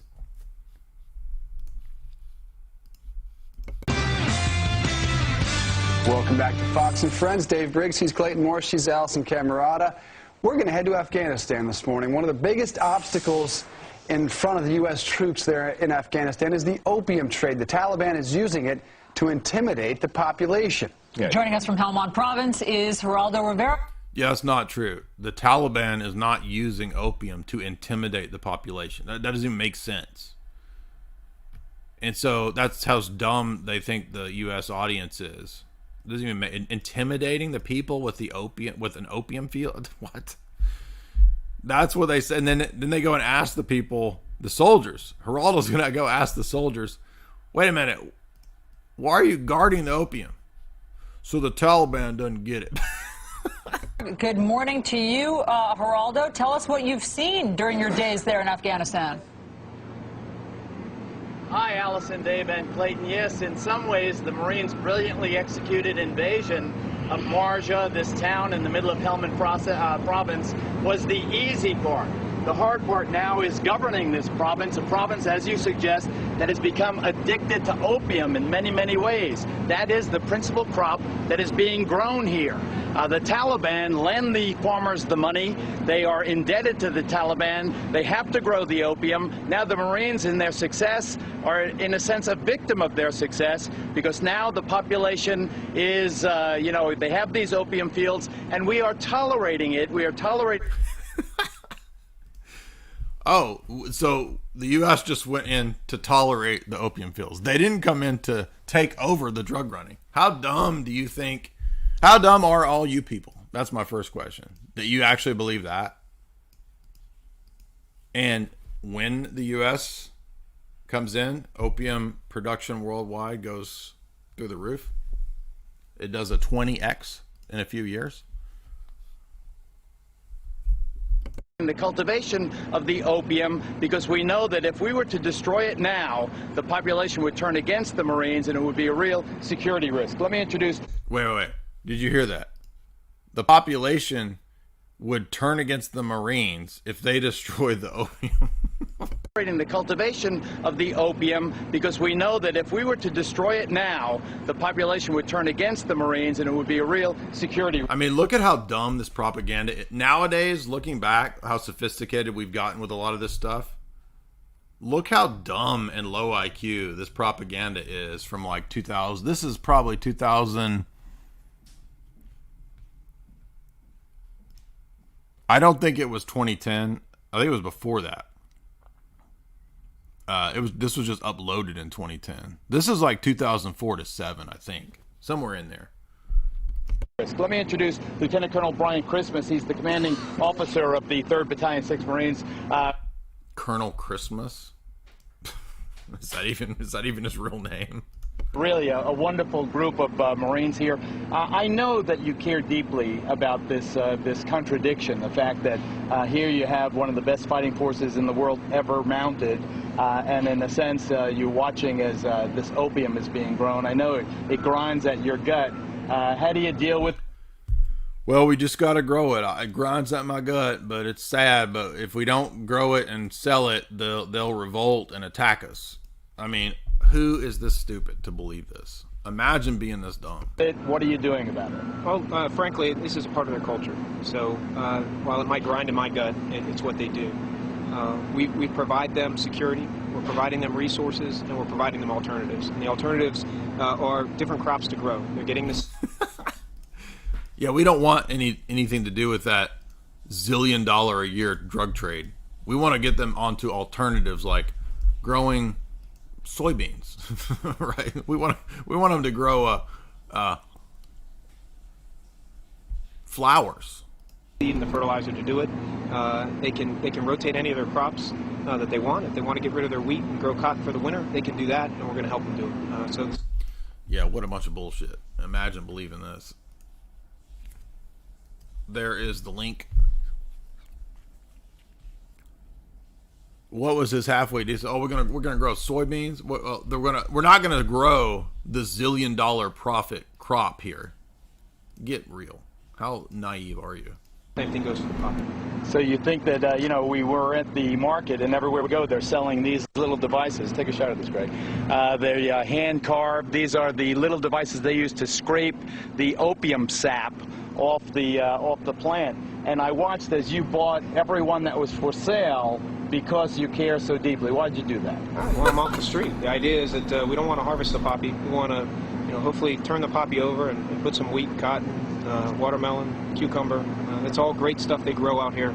We just want to see that. Yeah, we don't want $1 zillion drug money. We want to grow cucumbers.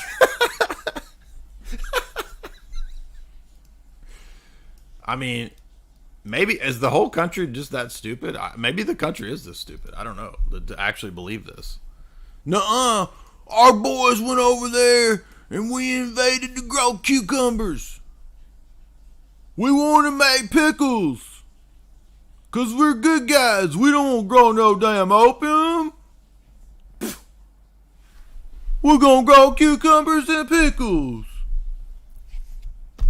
Everybody loves those Afghanistan pickles. Put them on a burger.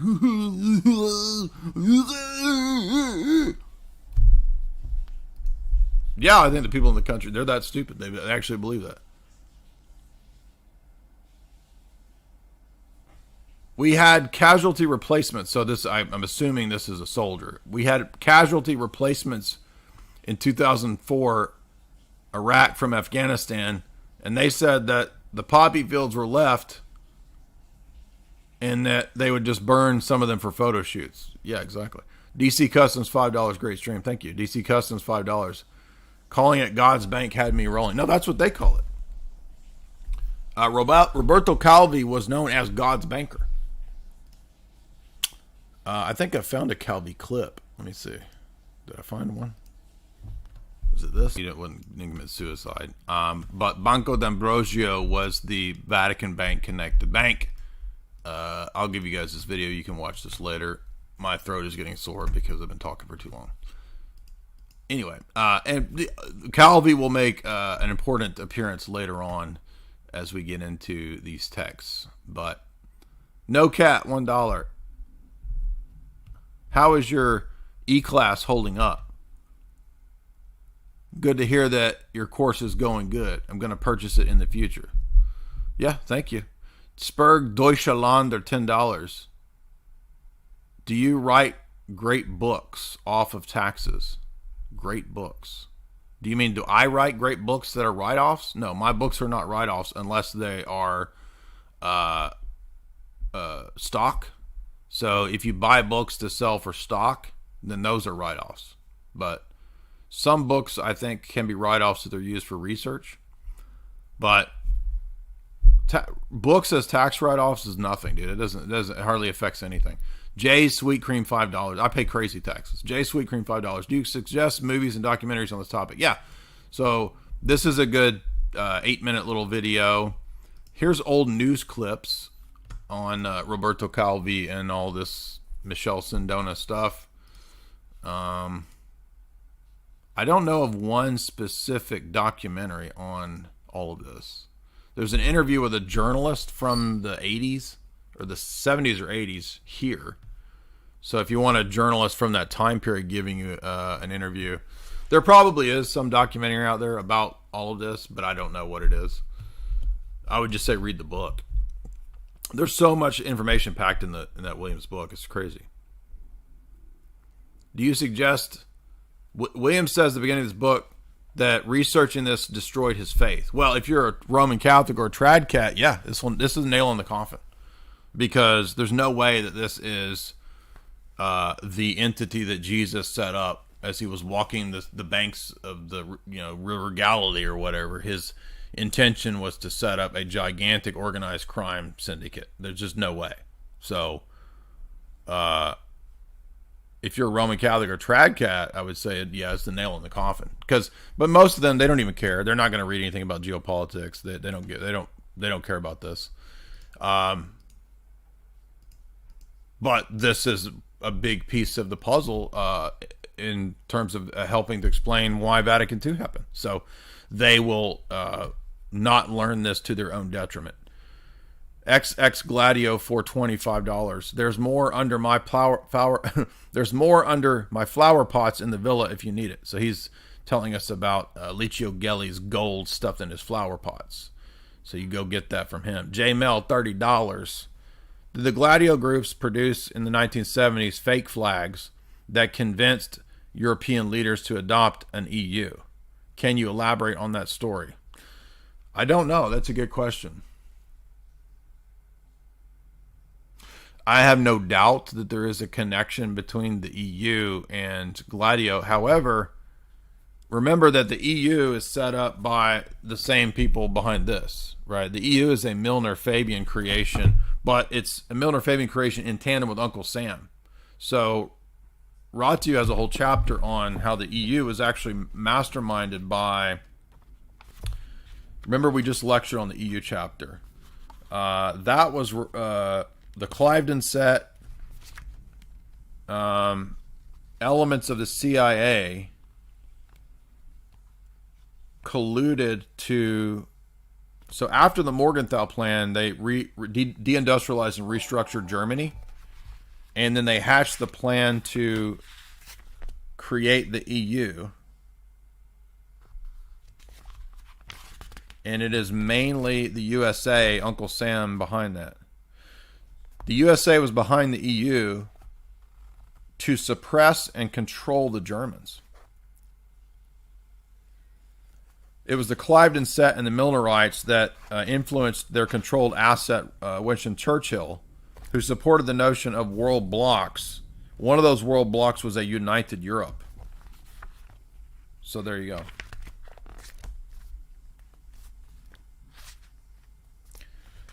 The CFR and the OSS promoted the notion of a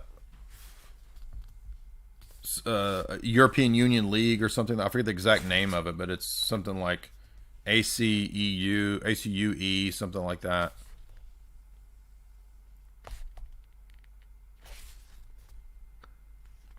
And that was a Donovan Dulles plan, part of the Marshall Plan to eventually create the EU. Yeah, that's right. And this is covered in Stephen Dorrell's history of British intelligence that we talk about all the time. Doral says, especially significant is the fact that... no, wait, that's not Doral. Excuse me. Ratu says, especially significant, commenting on Doral, is the fact that the unification of Europe was not only U.S. official policy, it was actually a precondition of the Marshall Plan. So the EU comes out of the Marshall Plan. And by the way, it was the Bilderberg that drew it up. That's Daniel Estlin actually has the Bilderberg documents in his Bilderberg book on them creating the EU.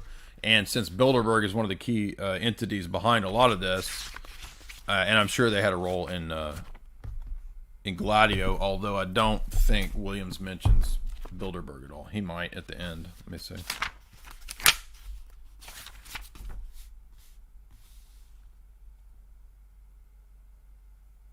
No, I don't think he does. But it doesn't matter because at the end he lists all the power players. And Bilderberg is all the same people, right? So when he lists Rockefellers, Pratt House, Chatham House, CFR, Pilgrim Society, Cecil Rhodes, that's all the same people behind Bilderberg. So for all intents and purposes, it's the same people, yes. But I don't know specifically of a Gladio connection to create or bring about EU, but I'm sure there is some connection there.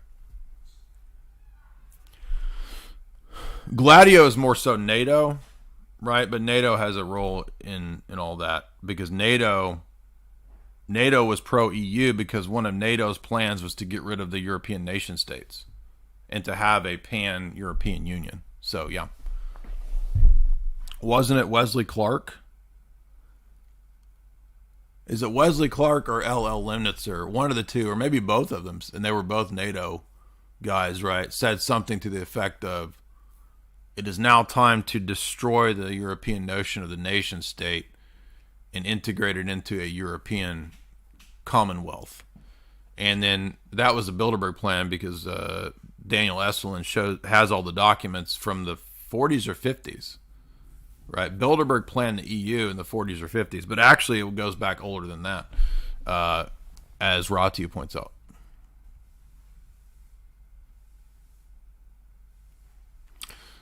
So I don't think Gladio planned... They wouldn't have planned EU, because Gladio would have been... They were like the soldiers and the like thugs out there doing these fake flag events, right? So Gladio is like the Bologna, B-O-M-B-I-N-G, right? That's a Gladio thing. The kidnapping of Aldo Moro, that's a Gladio thing. There was also a Vatican girl. I don't think it's the Vatican girl documentary. There was this girl that was kidnapped as part of this operation. Emanuela.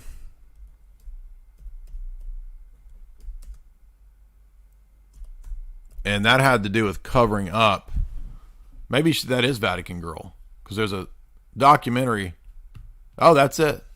I didn't even realize that the Vatican Girl documentary is about this.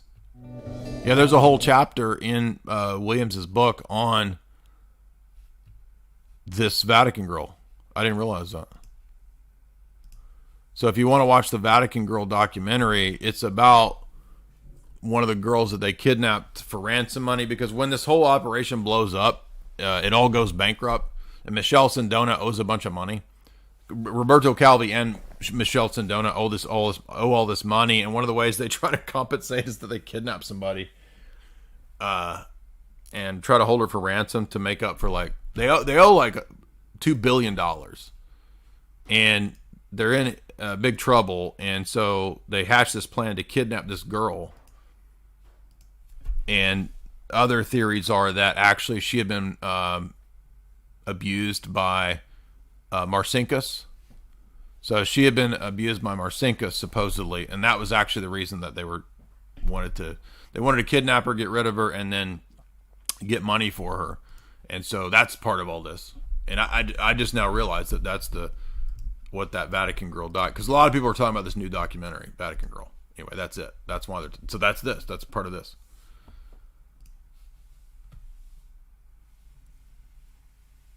John Anon, $10. By the way, guys, remember too, show sponsor is chalk.com. Do you want to be a weak soy man, or do you want to get a little bit of hair on your chest? Do you want a little hair on your toes? You want a little hair on your eyelids? Of course you do. Tomcat Ali, 100% peer review proven to boost testosterone. I highly recommend Tomcat Ali. Use the promo code J50 to get 50% off any of the products over at chalk.com, but especially the Tomcat Ali, because that's my favorite. However, there's a myriad of great options over there. There's the Seven Wonders. There is the Daily, which is overall supplementation. There is the Shilajit, which is great for mental focus and clarity. There's the Irish Moss, which is great for women trying to balance out them chemicals, them hormones, right? Get it all balanced out with chalk.com. Head on over to chalk.com right now. Please do that. And that's another way to support this show. But you also support your own health with supplementation. The nutrients that we need have to be gotten through things like supplementation because our food is nutrient lacking, nutrient deficient. So we make up for that with this stuff. And if you want recurring subscriptions, then you use the promo code J53Life. You get 53% off all the recurring subscriptions. They also have all kinds of other great products over there, like superfoods, such as chocolate. Literally tastes just like chocolate milk. Great for your smoothie regimen in the morning. They also have organic cacao beans. So all kinds of things over at chalk.com that I know you're going to like, and you're going to want them coming on a regular basis. Also, our show sponsor is Grand Theft World over at Rockfin. If you go over to Grand Theft World, you can subscribe and follow Richard Grove. The great thing about Rockfin, too, is that you get access to everybody. So when you go over to Rockfin, you subscribe there for $15, whatever it is a month, you actually get access to everybody's paid content. So it's an amazing platform. Genius ideas, the way they set it up. We love Rockfin. They're big supporters as well. Be sure and subscribe to my Rockfin. And when you do, also subscribe to Grand Theft World, which is the greatest podcast next to this podcast covering the same types of materials. So we love Richard Grove. We love the work they're doing over there. And it's so great to have Richard reach out and support what we do. And then we can also support what he does. So you'll notice there, Grand Theft World doing great work. And you support me by also going and subscribing to Richard Grove right there. Ascribe to him. Good work, Jay, John, and on $10. How does Operation Gladio connect to Tiny Mustache Man in Ukraine? So I found some really long history articles on this. I read them all late one night. Let me see if I can dig them up for you, because you have to do a little digging, but it will tell you how. So it's through the Galen Network. And there are these characters that have trained. Yeah, this is it. These are long things, but if you really want to read them, this will answer your questions right here.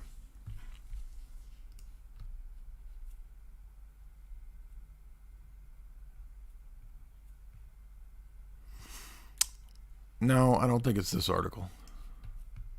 Is it this? Yes, it's this long thing here, I think is what I read. Yeah, this is it. So this is really long. But as you read through this, you'll get all the way down here to going back in time to the Galen Network. And it will tell you the people who trained all of the present people over there now. Here it is, this guy. See this? This is it. I can't believe I remember this because I read this like 2 months ago. So here it is right here. This is the Galen-Ukraine connection right there. Let me see if I remember this. Reinhard Galen was the head of the Eastern Front Intel and a top U.S. operative after WW2. While serving Tiny Mustache Man, Galen was a major general made head of German intelligence of the Eastern Front for recognition of his extraordinary talents and services, collecting intelligence of the Soviet Union, blah, blah, blah. In 1945, understanding the Reich was coming to an end. Galen and a small group of officers close to him collected and hid material in several locations in the Austrian Alps. 1945, Bavaria, Galen surrenders to Patton. And then he goes on to work in U.S. counterintelligence in exchange for his freedom.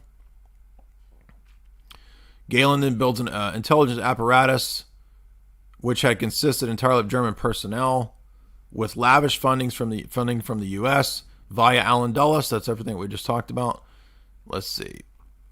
This creates the Galen Org. And by the way, people don't know that Galen and Otto Skorzeny also trained people in Palestine. I don't mean Palestinian liberation. I mean the other country. By the 1950s, the Galen Org numbered 4,000. Galen's agents covered a huge territory from Korea to Cairo. And Galen Org, as we said, is the basis for even today's, it's the basis for West German intelligence, the BND. The Bundesnachrichtendienst. He retired from the BND in 1968. In 1954, the Washington Post called him the top American spy. We're fighting against the bad guys. We're going to fight against the tiny mustache men. Fighting for freedom. Okay, so there's another. This gets down to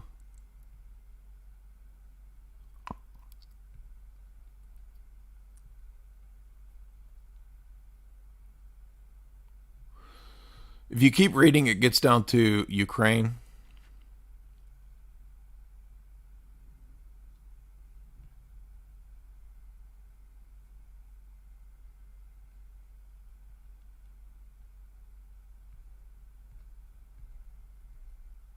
I read this at like 3 a.m. one night, like 2 months ago.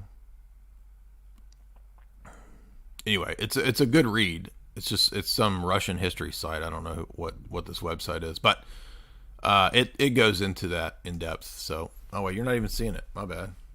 Oops. I was sitting here reading all this. I thought you guys were looking at it.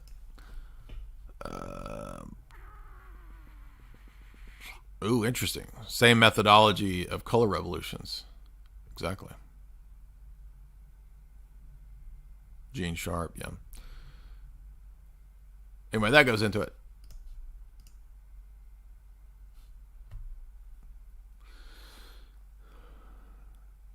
The group in Ukraine attacking the Orthodox Church comes up in the Oliver Stone documentary Ukraine on Fire. Oh, what's my thoughts on it? I watched part of that when it came out. I thought it was good. Really cool that Oliver Stone did that. I've always liked Oliver Stone. We've done many interviews and been on with Sean Stone many times. So it's always cool that they've been supporters. I got to be in that documentary. Sean Stone made a documentary called about Hollywood, and my part is right next to Oliver Stone. So that's kind of a highlight. I've always thought that was really cool to be. I'm trying to remember the name of that. They might have taken it off of YouTube. Our alarm says a 20 is coming. What? Our alarm says there's a tornado warning. Okay. Whoa.